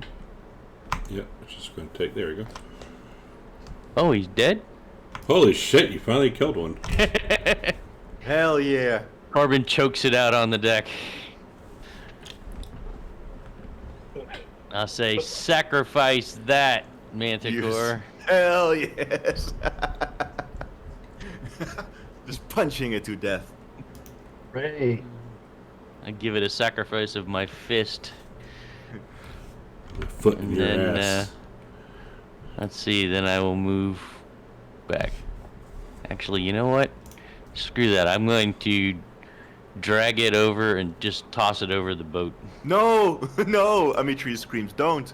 Oh, fine. I'll drop. So I drop it, and then I'll just move away. I'll do the slow walk away, like from the big explosion. And puts on his sunglasses.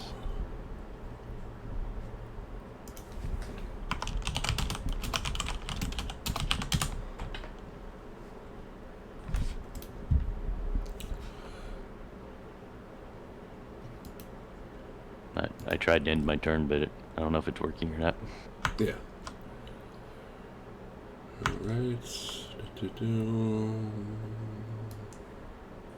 Well, this one was going to leave.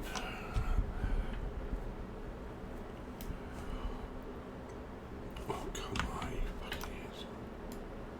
I don't know why this game is running so freaking slow.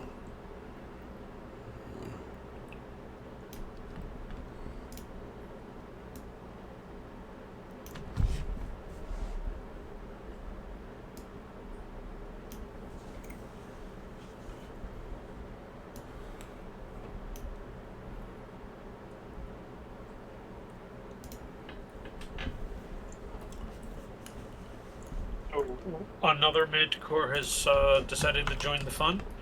Oh, it's been there. Okay. And so I will step on the deck. Or actually, I'm just going to stay far enough so I can see him. And then I'm going to mind spike him. Well, how far up is he? 50 feet. 30 or 50? I can't tell. 50. Oh, no. 50. So then I'm going to magic missile him. Give it a second, it's running really slow. So, 1, 2, 3. This is really the time I miss Sirenscape because I love the sound of the magic missiles going off. Agreed, just heard it. And thank you. I feel so much better now. Pew pew pew.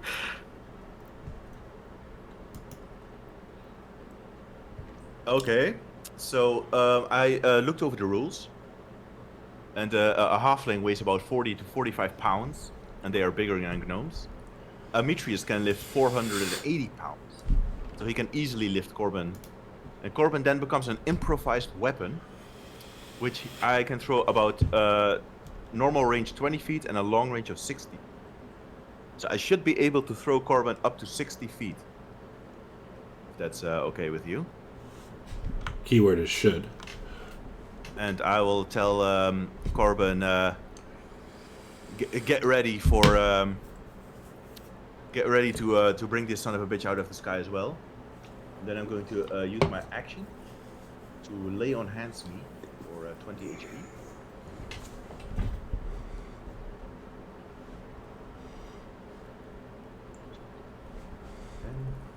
Yeah, sorry about the spam in the chat. It's just how that spell works. And then I'm going to use my bonus action. Move this thing 15 feet over and 5 feet up. So that's within 5 feet. Because it was flying 40 feet. And now it's flying 45 feet. Yeah. And then it's going to use my bonus action to attack. This thing. And miss.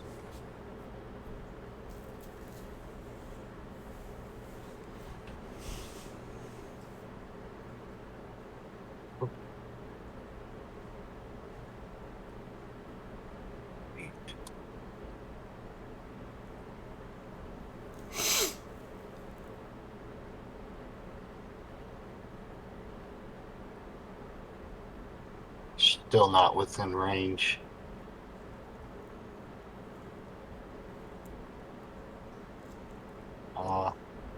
Nico's gonna healing word himself one more time.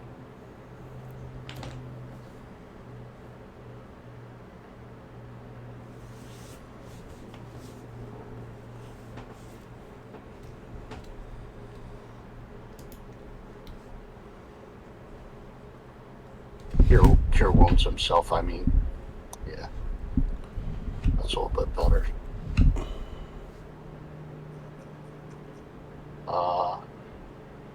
He'll stay right there, waiting for the Manicore to get within range.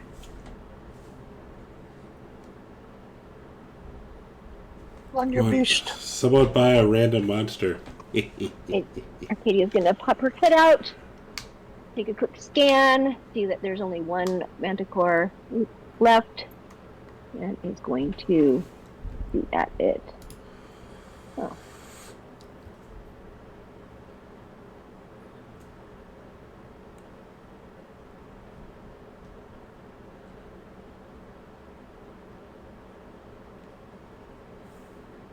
And shoot at it again.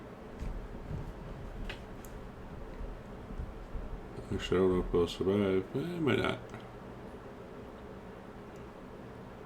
Fucking Rangers.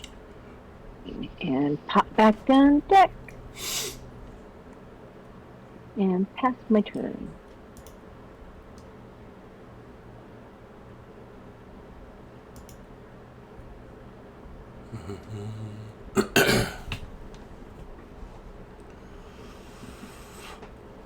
Corbin.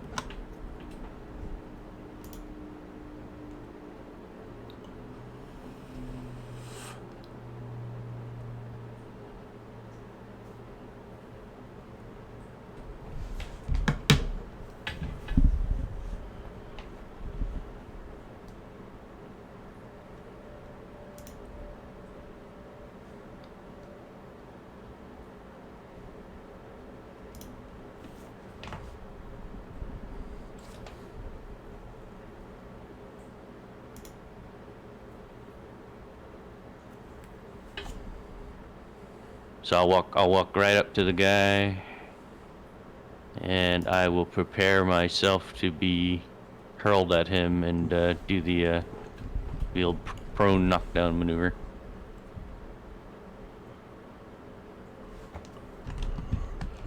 more spikes at Demetrius.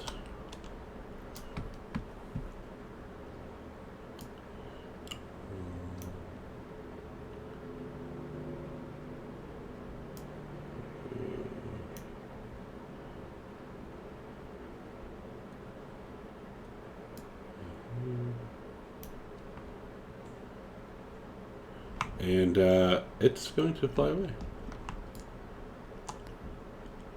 I will jump up and down angrily.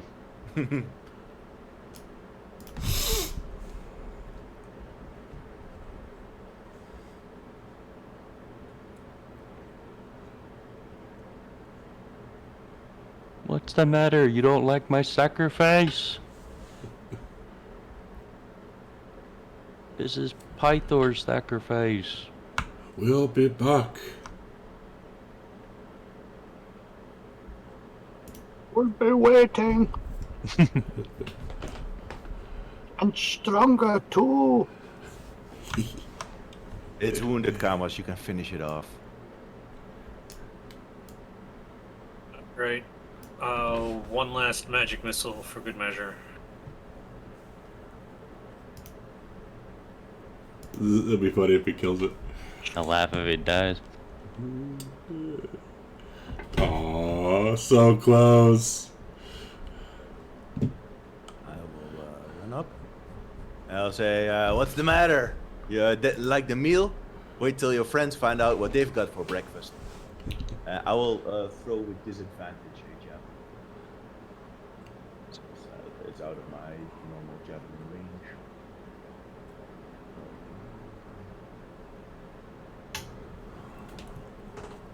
Only 50 feet away. You might have been able to throw me into the ocean. Because you also have to keep in account it's 50 feet up, so it's also like it would have only worked if I. My God, you killed it. Okay, is there some way we can like catch this thing and fish it out of the water? Nope. I don't think we have a big net. He's like, I'll be back. I'm going to do a dance. I'm going to hold the javelin in the air. I'm just going to like run around the deck. Woo! Rearing up on his hind legs. Yeah, just go wild. Corbin will break out his bagpipes and try to play Another One Bites the Dust. Nico will just hold concentration on them until that's up. The concentration on the conjure animals. Doesn't come out very well. Yeah, we're out of combat. How long does that last? An hour? I think an hour. Yeah. Then they're gonna be hungry again. Nope. And then they're gonna they find will out. be hungry. Yeah, then they'll find out you deceived them, and then they'll be pissed. I'll be real pissed. I But want to do a medicine check on the corpse of the remaining. What's it called? Manticore. Manticore. Or to harvest its ingredients. Oh, the 40 feet that it fell. Okay. And it got Oh, crushed. the one on the deck. Yeah, that fell 40 feet and got crushed pretty good. Yeah, but it didn't fall on its wings, right? Yes, it did. So its wings are like beyond repair. For you, yes. Okay, then I would like to gather all of the gods, all of the party members and such, and I would like to make us cook it together and make a nice meal out of it. Kyra will say no, thank you, because she doesn't eat that kind of stuff. I just have a big old party on the ship. She went vegan. Arcadia remembers what the heart of the Chimera was, and she was going to politely decline, but she's gonna shake her head and say, think you could take 6 of these on one of these days. Your hubris is going to get us killed. Yes, but that day is not today. Who is the? I will say. You know what? We should make this a special meal. Like, who is the best? I don't suppose any of us has proficiency in cooking. You don't believe so? Arcadia is going to separate herself from this party and sit down and gonna go take a rest. going down below deck to take a rest. And then I will ask Nico and Corbin to help me cook this thing. Can that give me advantage? Oh, gladly. Are any of them proficient in cooking? I have no cooking skills. I don't know how they would give Proficient advantage. burning. Okay, then here we go, guys. 12. It's not the worst thing in the world, but it's not the best. It's not like Mama's. It's not like Mama's cooking. I think my manticore wing got a little charred. I just pass everyone a plate with an undescribed bit of meat and some simple seasoning on it, and if they don't want it, it will go to the crew. They can divvy up the remains. And then I'll toss overboard whatever scraps are left.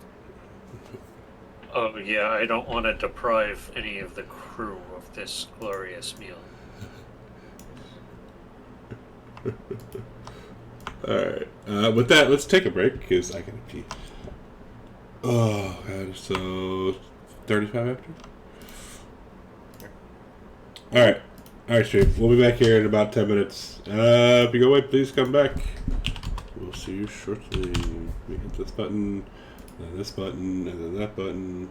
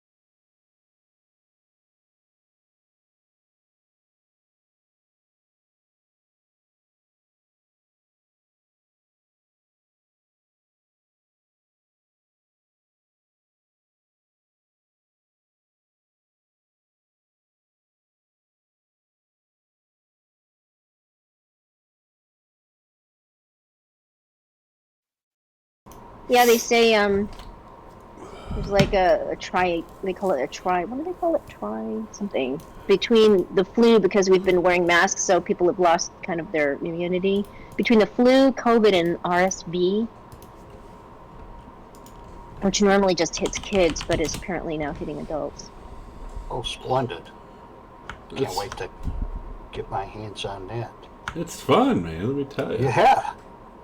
It kicked my ass. I hate being sick. It sucks. Yeah, I agree. I didn't do shit. Like, let's see, like 2 weeks ago, I had a really bad stomach virus. Last week, I was not sleeping at all. This week, I got the flu. Next week, who knows? Yeah, I got COVID like last week, and I got COVID from somebody at that concert, the Maryland Fest. Oh, jeez. Yeah, I came back home from there. Boom. Next day, I was like, oh. I was out for a week and a half. Fucked me up. Yeah, it sucks. Alright, where are we? We are back on the ship.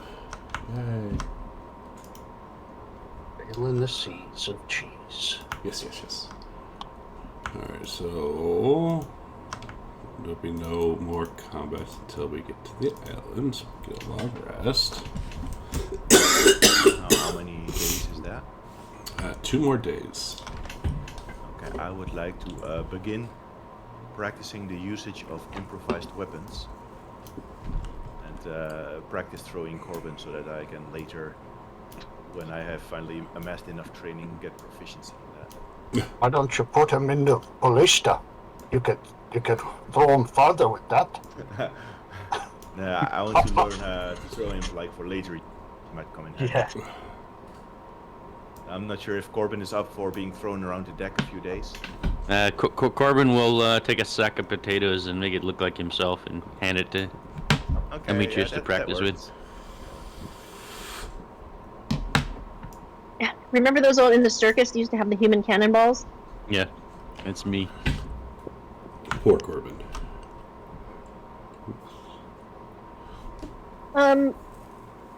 If you don't have the information here, Cousin Gorgio, I don't know if this is actually in the lore, if you're gonna have to make this up, but finally Arcadia would remember that actually Hexia used to be Ocho's or Arcalander's Dragonsworn. She used to be on the Dragonlords side.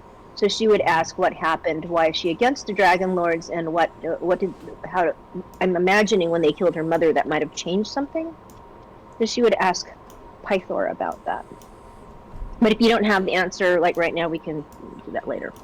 And Pythor will kind of like put his head down a little bit and will say that she didn't exactly agree with everything, that the way things were going. Maybe she kind of got pissed off a little bit about certain things. That's all kind of information, though, that he really wants to divulge.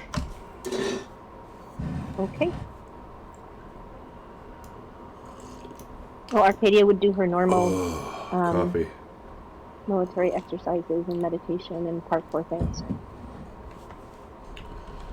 All right. Corbin continues to follow around, only saying parkour when he does this stuff.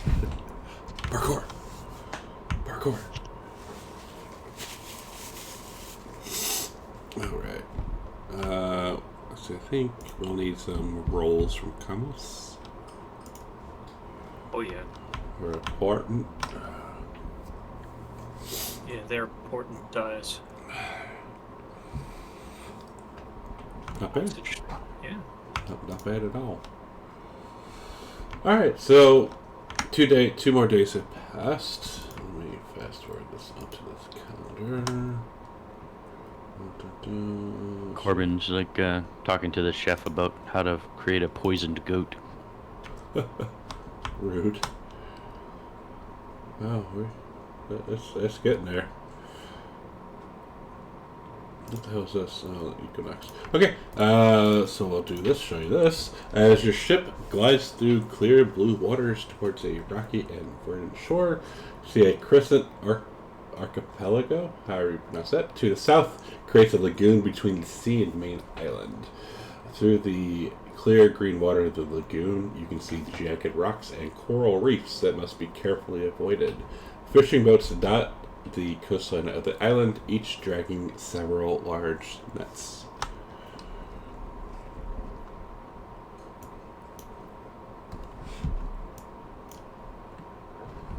Okay, Arcadia would remind everybody that Verity said if we treat them nicely, they should treat us nicely. And all the information I said at the beginning. And we have to get into the little boat to sail to the island. There's no docks or anywhere we can moor the Ultras.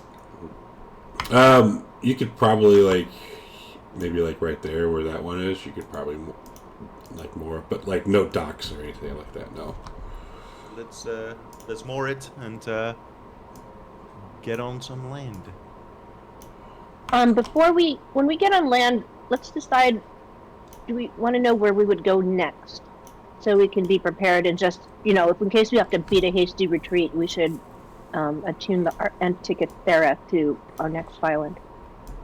Let me link our options in. How many days until the games? Are you going to try and get back for the games? Here. The games at this point will be 5 days, because if we've done 2 days, correct? We've been at sea 2 days. Then there will be 5 days until the Great Games. Well, you've been at sea for 3 days, so 1 day had already passed, and then now 2 days. It's you were already at sea 1 day before, today. So we better, if we're going back, we better go back. So I will, if everyone is in agreement, I will attune it to.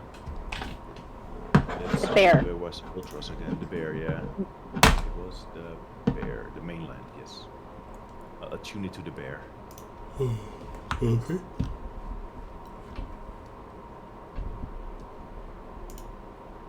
And do you think I will ask the party that the isle here is safe enough to allow the crew to take a vacation on shore? If they want to chill, maybe. Well, we should probably talk to the inhabitants first. Okay, let's do that. Yeah. We don't know anything about this island really.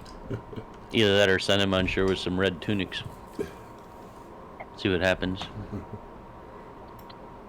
Remember, there's the one tribe that's extremely xenophobic with the tribe of the Dolphins, so they would not like outsiders at all.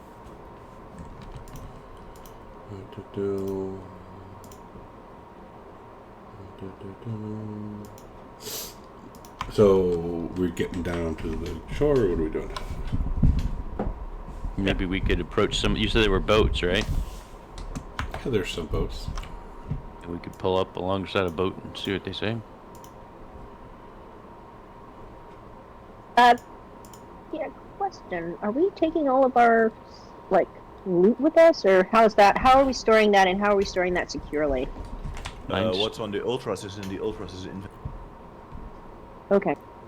I've got mine with me in my... Yeah, there's jewelry on the Ultras, there's chimera parts, there's jets, rings, tourmalines, and a cow, and a goat. So if anyone Is it has because anything, is it because you created it that you can see what's on it? Yes. If you want to store anything on the Ultras, put it in a party sheet and I can drag it to the Ultras.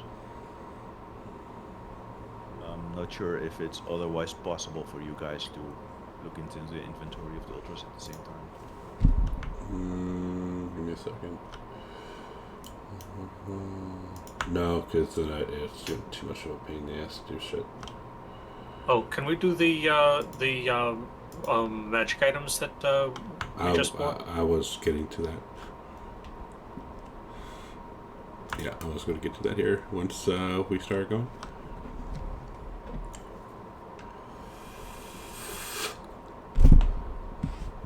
Well, I am going to... I don't have anything to store.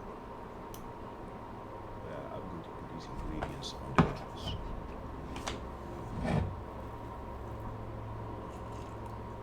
This is blood and I think... Like this is hair. With all the ingredients in place. Yes.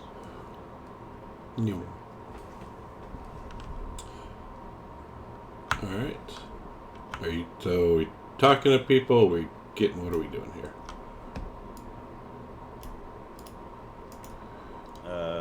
I guess we want to meet with some of the tribes. Like, are you going to go to the shore, or are you just going to go to the pull up to a boat?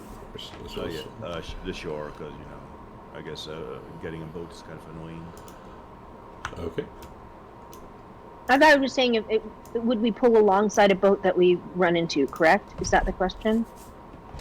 Yeah. Well, like you can see, like the Ultros is a massive ship, and then these little fishing boats. That's kind of what I was asking. Are you going to take a skiff, and once you see the skiff, I don't know what you're trying to do here. Did we want to stop by a fishing boat and just say hello before we get to the... Would probably make sense. Yeah, why don't we pull alongside a fishing boat? Here, let's pull alongside the fishing boat. Okay, so you pull up alongside one of the fishing boats. These people are halflings and gnomes. Okay, Corbin. Corbin will wave at the gnomes. They will wave back. They don't wave back? They wave back, yeah. Oh. And say, we come to visit your island. Is it permissible for us to explore? Sure, absolutely. If you see the leader, her name is Loopy Whoopy. Amitrius accidentally laughs out loud. What is so funny about that one, my friend? Nothing, my friend. I apologize. I was thinking about an early... He's a horse. He makes those sounds sometimes. Yes. We are the tribe of the eel, and we are the best fishermen on the island. Don't let the whale tribe tell you any different. And what is your name, my friend? My friend, my name is Thane. I am a Thane. Oh, okay. You said you are the tribe of the what? The gill? Eel. Like a Eel. Eel. Eel. And then there's a tribe of the whale? Yes. Is there anything we need to be careful of on the island? There's kind of a dragon recently. I've been meaning to test this baby out, and he strokes his halberd. What kind of dragon? A shiny one? I don't know. Ooh, what color? It's shiny. I'm colorblind, so I don't know. We were It told is- about it's weird. winged copper, so it's probably a copper. And then stay away from the pointy ears, because those are they're not nice. They think they're better than everybody. Arcadia would say, do you mean the tribe of the dolphin? Yeah, pointy-eared bastards. What does the tribe of the eel specialize in? Fishing? You are the best fishermen? Yes, Fisher people? we are the best fishermen, and we also we like to have fun, and that's that's us. How would you describe the tribe of the whale? Who are they made out of? His people, and I point to Nicodemus. Oh, then there's dwarves on the island. Yes, they kind of keep to themselves, and they like to mine a lot. They like to go into the ground. Perhaps we could go visit them and see what ores they're mining out of the ground. Oh, if you go, look, the leader is named Delg. How do you spell that? Where on the island is the dragon? That way. Which way is he pointing?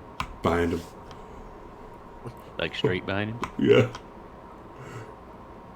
I will whisper into Arcadia's ear. I hope you're keeping track of all these names and tribes, because I'm certainly not. As I always do. And who is your leader? She asks. The tribe of the eel. Who is your leader? Whoopie whoopie. And Amitrius Oh, bursts right. out laughing again. Can you please spell that? Amitrius just doubles over laughing, and he's like, wiping away his tears, and he's like, I can't. I really can't. What's so funny about that, my friend? And he literally can't answer them because he's laughing so hard. Horses, I and she swear. says, I'm unfamiliar with names. Can you describe Loopy Whoopy and Delg? She's trying to get at what gender they are and what they kind of look like. He laughs even harder when she repeats the name. Loopy Whoopy is a female. And she's, how do you say it? She's very fierce. And then Delg, he is a short, stout dwarf with a very big beard. And he dresses in the armor of his forebears, which is a very nice plate and shield. Why are they the tribe of the dolphin? That would be a tribe of the whale, the dwarves. The tribe of the dolphin are elves, Oh, sorry. Arcadia would say. Well, I think they're called the tribe of the whale because, well, they're kind of wide and, you know, kind of fat.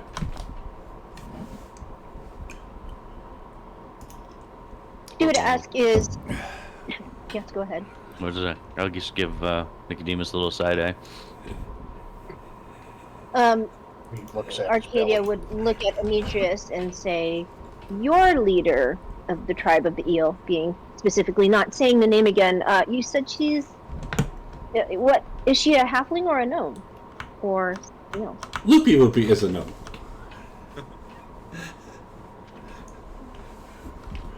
Corbin will kind of look at Arcadia and say, you couldn't tell from the name. He looks at you and says, "No."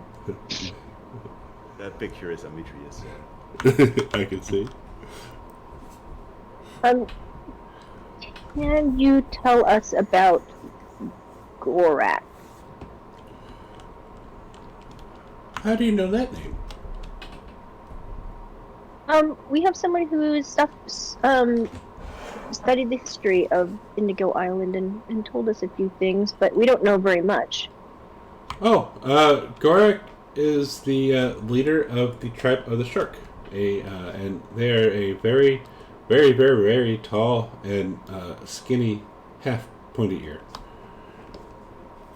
And what does the tribe of the shark specialize in, and are they friendly? They're kind of like the... I don't want to say outcasts, but they're kind of like outcasts. Because you got humans, you got pointy ears, you got tieflings, and you got the half orcs. I see. All part of the tribe of the shark. Yes.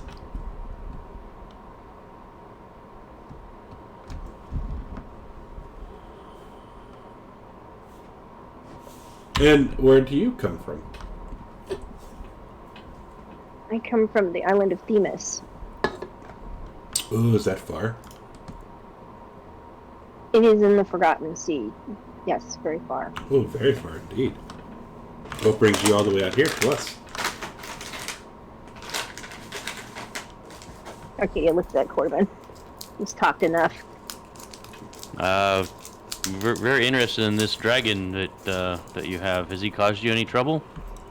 Yeah, likes to come and attack every once in a while, take some offerings. You see, I don't want to say it, but I think what caused the dragon to come here was we had some, like a month or two ago, we had like a, falling rocks from the sky, and one of them landed, and it had like a very pretty medal. And then not too long after that, the dragon showed up and stole it. Sounds like a job for the heroes. Yes. Would you appreciate it if we solved that dragon problem for you? I mean, if you want to, I'm just a fisherman. I'm sure Loopy Whoopy would be happy to help. Do you know what happened to this thing that fell out of the sky? Well, that's what the dragon came and stole it, because it was like it came from the sky from the gods, is my guess, and it was like a really nice piece of shiny metal, and then the dragon came and stole it, and now it won't leave. Would much Sounds like to something get- we should investigate. Definitely. I would much like to get my hands on this and bring it to Vulcan.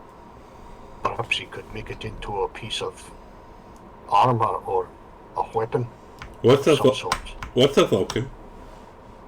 He's one of my kind, a dwarf. He's a special one. Oh, He's a god.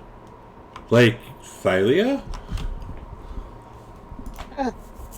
Not as powerful, but yes. Nice. And you know him personally?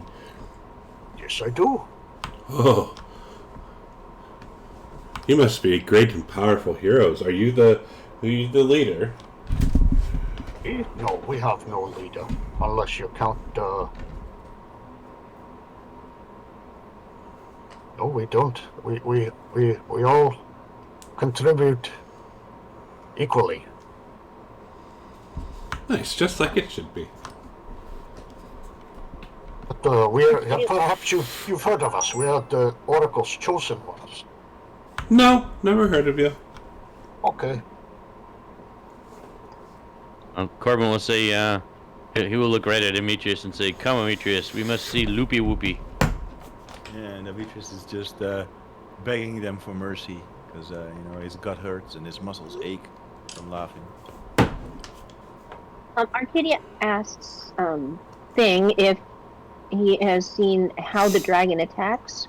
If there's any hints, like does it use acid or fire or something? Or how does it attack? So we've been like the rumor is like she'll come and like a stream of like green stuff will come out, and she'll do that a couple of times and then fly away like a coward.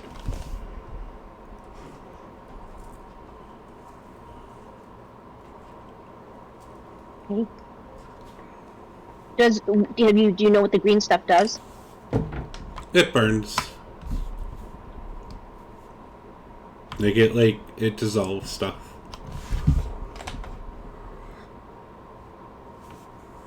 Okay.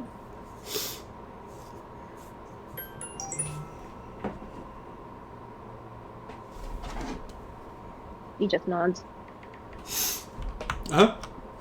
Well, if you go to the shore right here and you take the path up, you'll certainly run into our tribe, and I'm sure they might want to have a little battle just because, but it won't be to the death. It'll just be to test out some strength.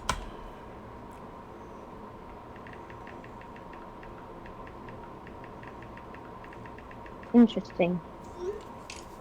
Well, we do like to test our metals, you know.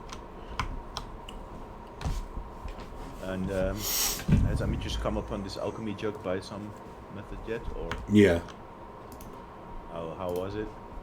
You got into the boat and it was you kicked it with your hoof.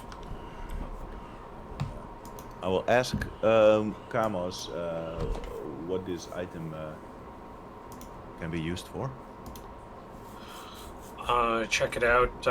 Try to make an arcane or a search roll. Oh, sure. Okay.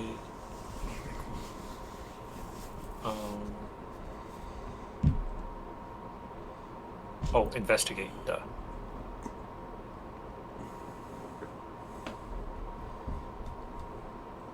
right. You know that it can do all the stuff that he just linked.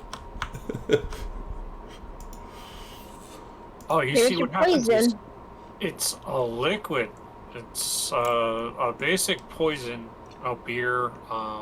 The only thing it does not create is mayonnaise because mayonnaise is I was disgusting. about to create it. No, because mayonnaise is disgusting, and no.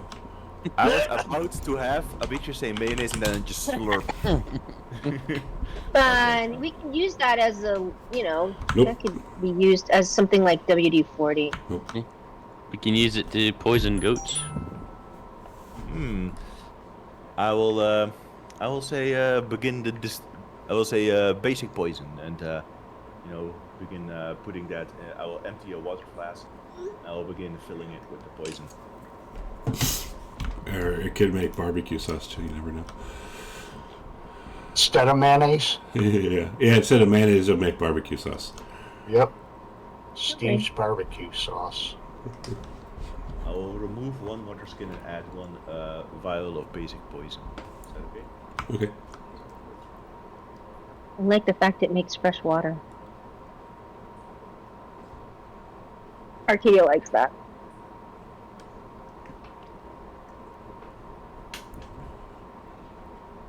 And acid, too.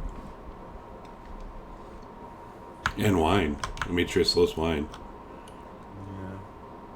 I mean, if you had given this to him at the start of the campaign, oh, He would You would not have survived. he would have survived. Yeah. Look, it makes vinegar. We can make pickles. Okay. Carrot pops up. Pickle?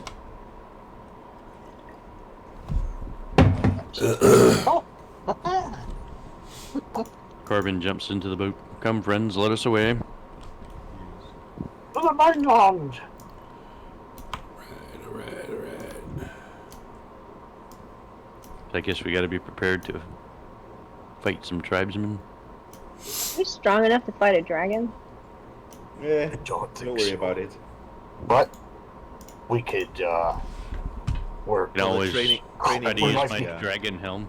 We might be clever enough to sneak into its lair, steal something. Yeah, like an egg. Call it training for Hexia. When has my Ubers ever gotten us into any danger? Oh, okay. Arcadia just looks at him. And he smiles with a little bit of self-awareness. It's obviously a joke on purpose. Oh boy. Is that Loopy Whoopy? Oh my god. Oh no. Oh no. So, as you get onto shore and start making your way up, see 12 short-tattooed humanoids approach your party. Though their tiny faces contort themselves in expressions meant to convey menace, their weapons remain sheathed. A middle-aged gnome approaches you with a confident stride. She wears an ornate headdress that nearly swallows her features. I, Chief Loopy Whoopy of the great tribe of the Eel, wish to welcome you to Indigo Island. Do you outsiders care to prove your might against my people's greatest warriors? Demetrius begins laughing. What's this so funny, my friend?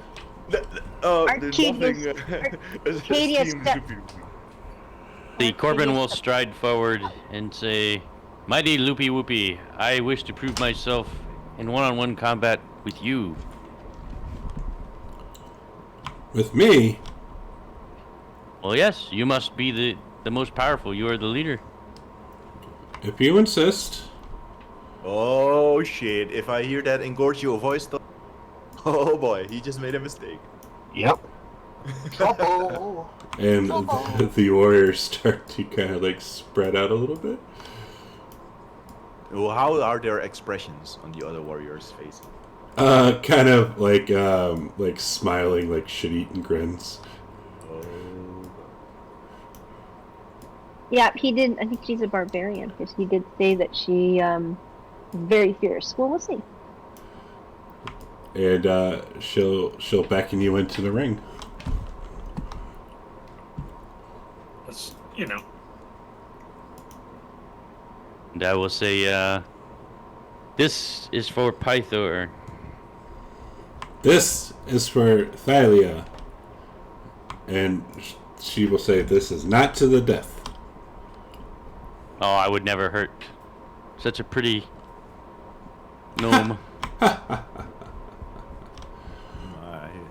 Careful, Corbin. I'm channeling my inner Demetrius. Be Yeah, I very was gonna careful say. because you got old Verzi. She's Am I watching. supposed to initiative? Oh, there it is. Sorry. Alright, so I'll just be back and forth between you. You get to go first. All right. I will start off by trying to. Oh well, first I will rage. Can you imagine? He just he's charming and he challenges this older lady to a duel. And then he just begins foaming at the mouth, veins popping on his head. He just begins freaking out. And then I will attempt to grapple. Well, actually, You have yourself. Okay. So what's that again? You have yourself You think targeted. you have yourself selected. Oh yeah, I do. Sorry. Actually, I will attempt to shove her to the ground. Oh, dude. She's an older lady. What are you doing? Even if you win, She's you're still older. losing. You know she's older. She challenged me. Even if you You win. challenged her. You know she's older.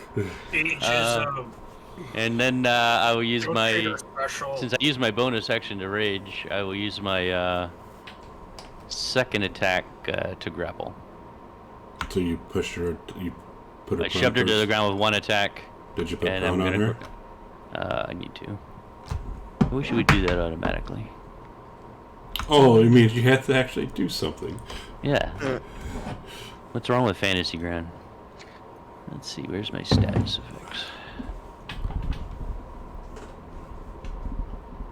Come on, slow thing.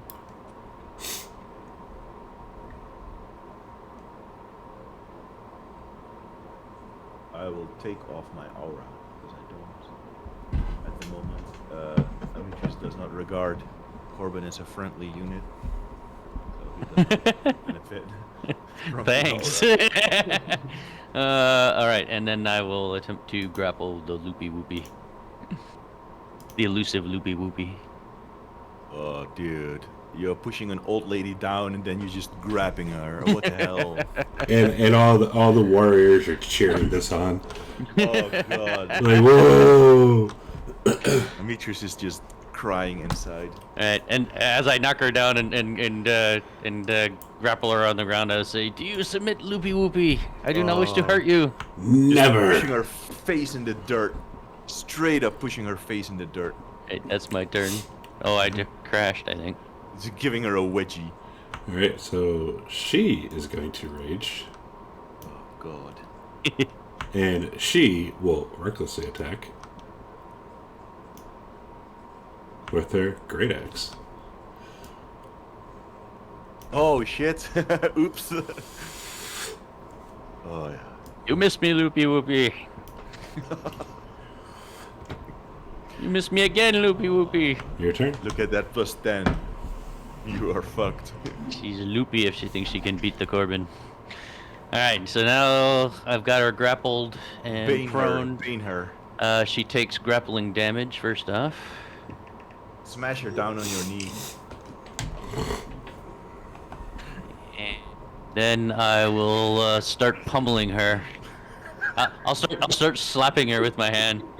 Neck bro. Like That is fucking brilliant. I will try to paddle her on the bottom. Oh, Resist. dude. No, please Wow. stop. Stop this. Too good. Oh, God. Demetrius is just begging for mercy. Oh, no. All our work as heroes are just plummeting down the toilet. Let's see. Bad loopy. Bad loopy. Oh, no. What are you doing? Well, she is starting to turn red. Oh, Wow, you're no. insulting me from this tribe. That's good. I'm inspiring the rage. She's liking this. All right. Is that it? Didn't see it. Corbin, I think your phone's on pink.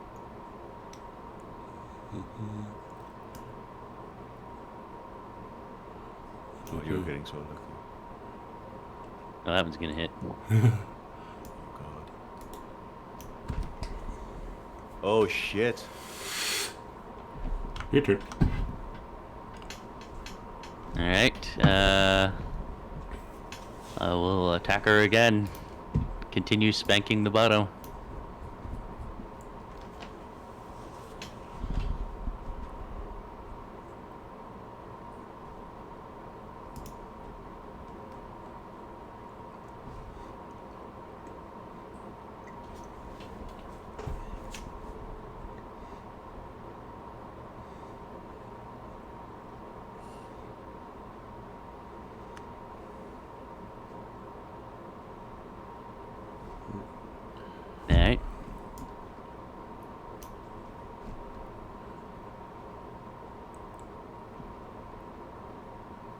And she pushes you off of her.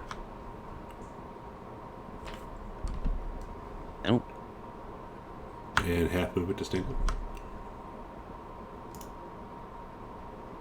I'm impressed. She actually broke my grapple. Oh shit. Alright, come on, little man.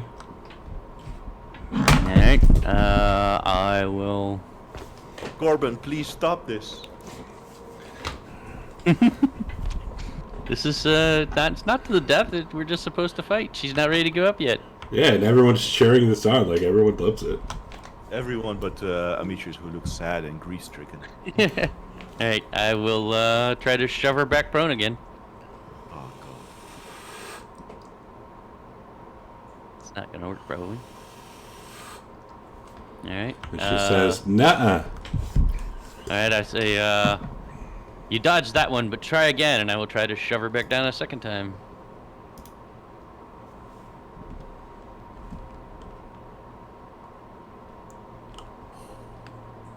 So I got her down? 5 feet away or prone. Alright, so I need to put prone on her. Well, she's just going to stand right back up, so don't worry about it. Oh no, I get a bonus action grapple. Dang. And I will bonus action grapple her. This build is savage. This is really good, actually. Damn. So she's grappled and proned again. Whatever. Say, you got away for a moment, Loopy. But now it's time for the whoopee. Go ahead. It's my turn. Yep, go. Is she still prone? Yep, go. But I don't have a grapple, right? She's grappled. Go. Oh, she is grappled. and prone. Okay. Then I will punch away. This is really terrible.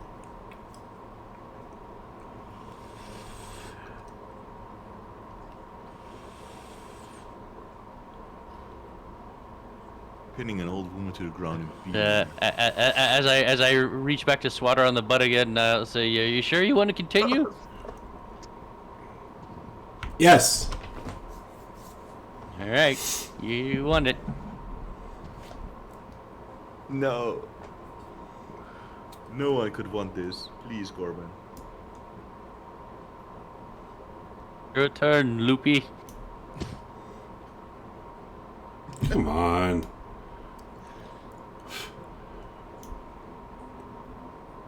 Come on. Go. My turn.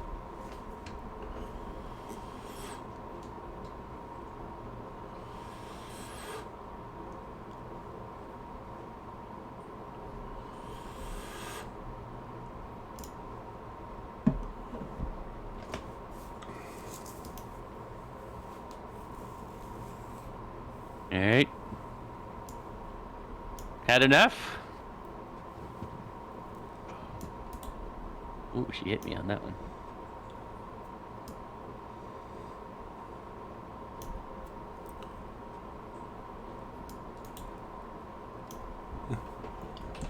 Oh, I think you're starting to piss her off. Oops. There we go. Yeah, I did the same thing. Okay, bludgeoning damage. I forgot to put the bludgeoning damage on her last time. Should I roll it twice? Nope. Alright. Forget to do it. If you forget to do it, you forget to do it. I keep paddling away then. Ooh, she blocked that one.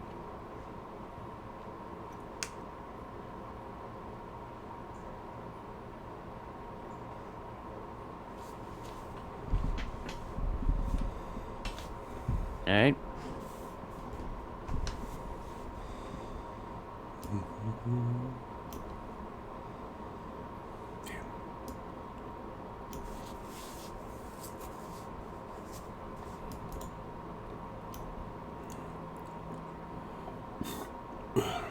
Okay.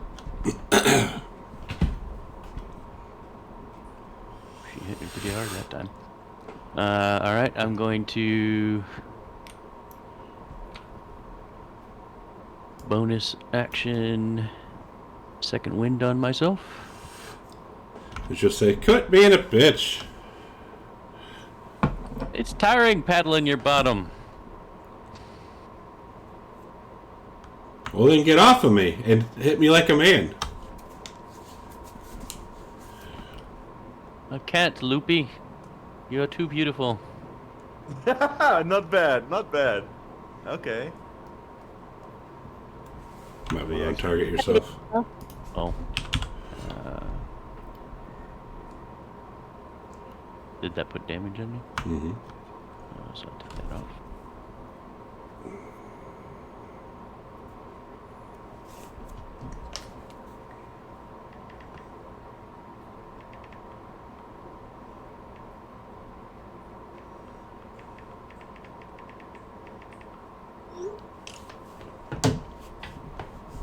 Like, damn, Loopy, you take a lot of damage, just like me.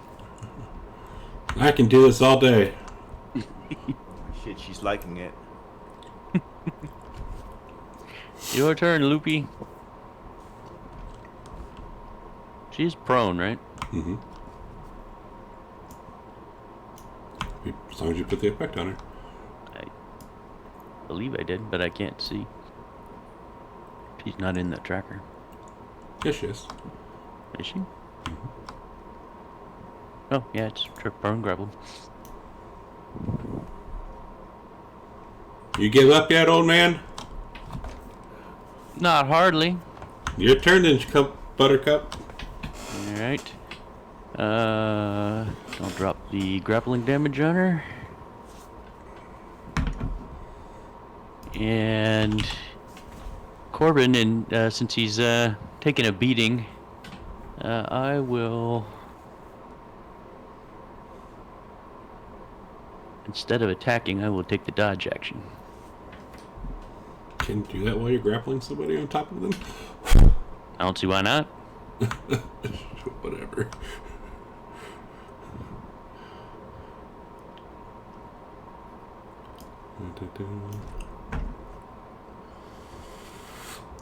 Oh, fuck. Oh, she still hit me. Yeah, because advantage and disadvantage don't stack, so she already had disadvantage, so it made... Oh, did she? She Oh, 'cause of disadvantage prone. kills a prone, yeah. No. She's recklessly attacking, so that's why all your attacks have advantage. Your turn, Cupcake. Okay, Loopy. I guess we continue our game until the end. It's Loopy Whoopy.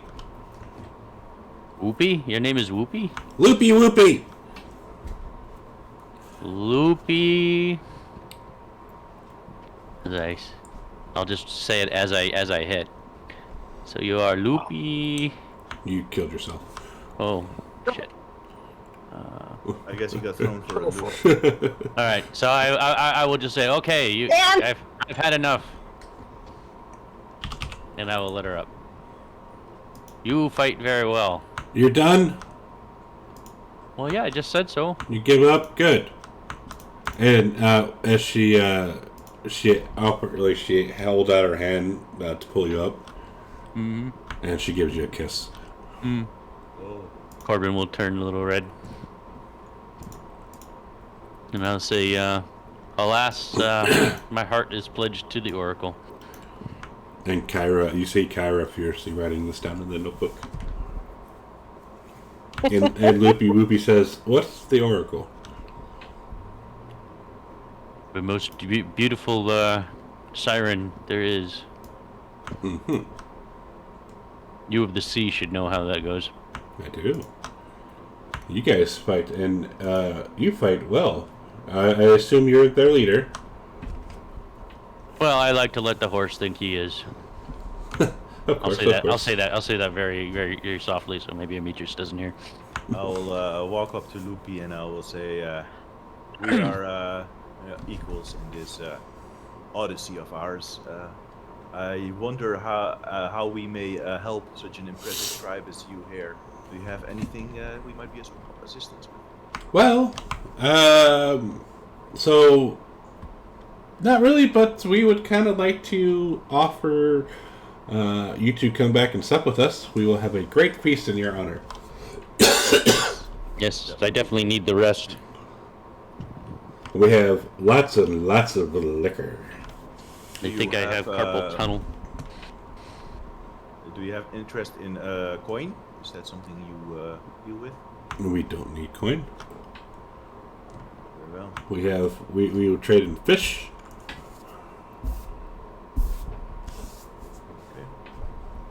And then, if everyone is in agreement, we will accept your invitation to sup with you. And we would love to discuss what business a dragon may have upon your isle during such. Then she spits on the ground. Fucking dragon. Alright. So. You do this. Go ahead. Arcadia walks up to the chief, and she goes to one knee and kisses her chest and bows her head, which probably makes her about the same height. And she says, "You are great fisher people. Do you also eat meat?" We do. We have some deer and some boar on the island, but they're scarce as of late. The pointy-eared bastards like to take them for themselves. Well, with your permission, I would look and see if I may contribute to the feast if I can find any for you. Absolutely.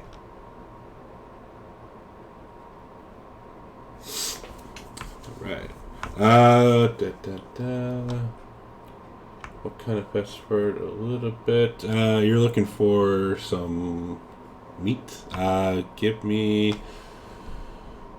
survival with disadvantage. Okay.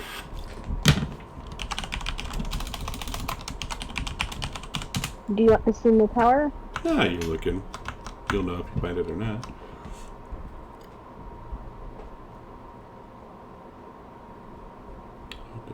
Not bad. Yeah, you're able to find a big old fat pig. Also, with my Outlander background, it says I'm usually am able to find enough food for, I think, 6 people. So if it's just one boar, or what did you say? If one nice pig, then she would probably gather berries and other things that would go well with it. Okay.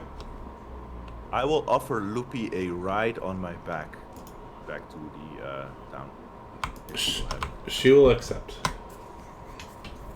And you notice, even though Corbin was on her, like pummeling her and everything, he does not look injured.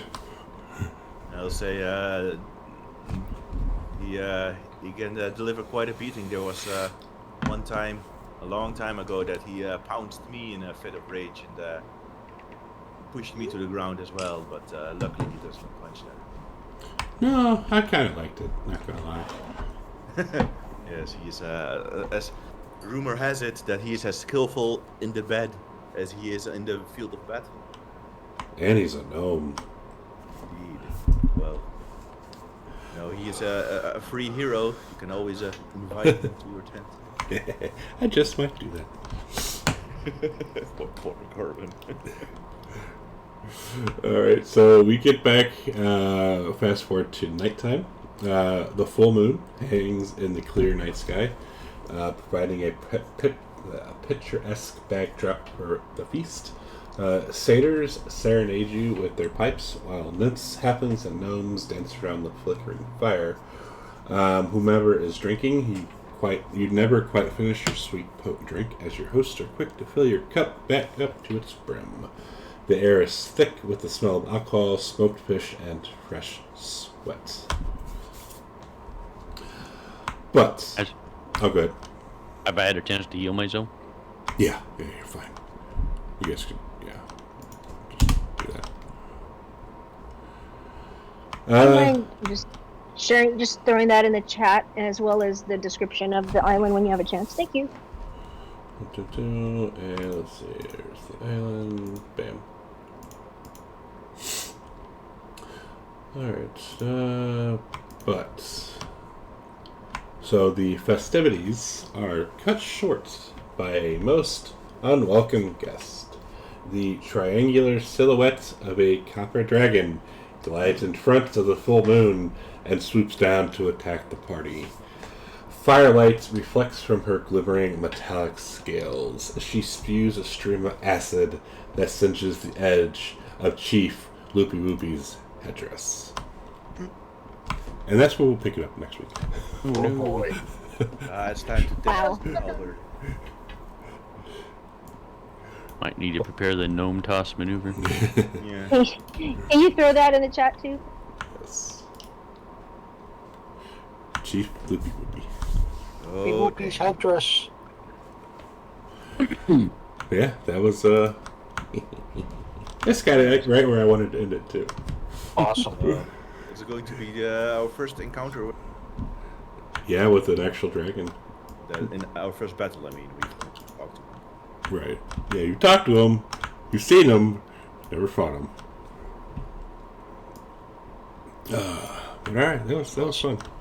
Yeah, good game today. Yeah, that Manticore fight took a little bit longer, but it worked. Was wondering if we would just wait them out under like the next 4 days, or us slowly starving to death under the decks. The That- most dangerous thing about the manticores is that they're intelligent. Yes, they're smart, and I mean the goat. Like, I'm glad Nico didn't get attacked and lose concentration on the goats Because they'd all come back. Because then they'd all come back really pissed. Oh yeah. Yeah, well that's why I was like, oh my god, I'm passing all my rolls, but I luckily hit Warcaster and it definitely helped. Yeah. It's alright though. No matter how intelligent the Manticore is, he didn't expect the gnome to be flying through the air. No, not at all.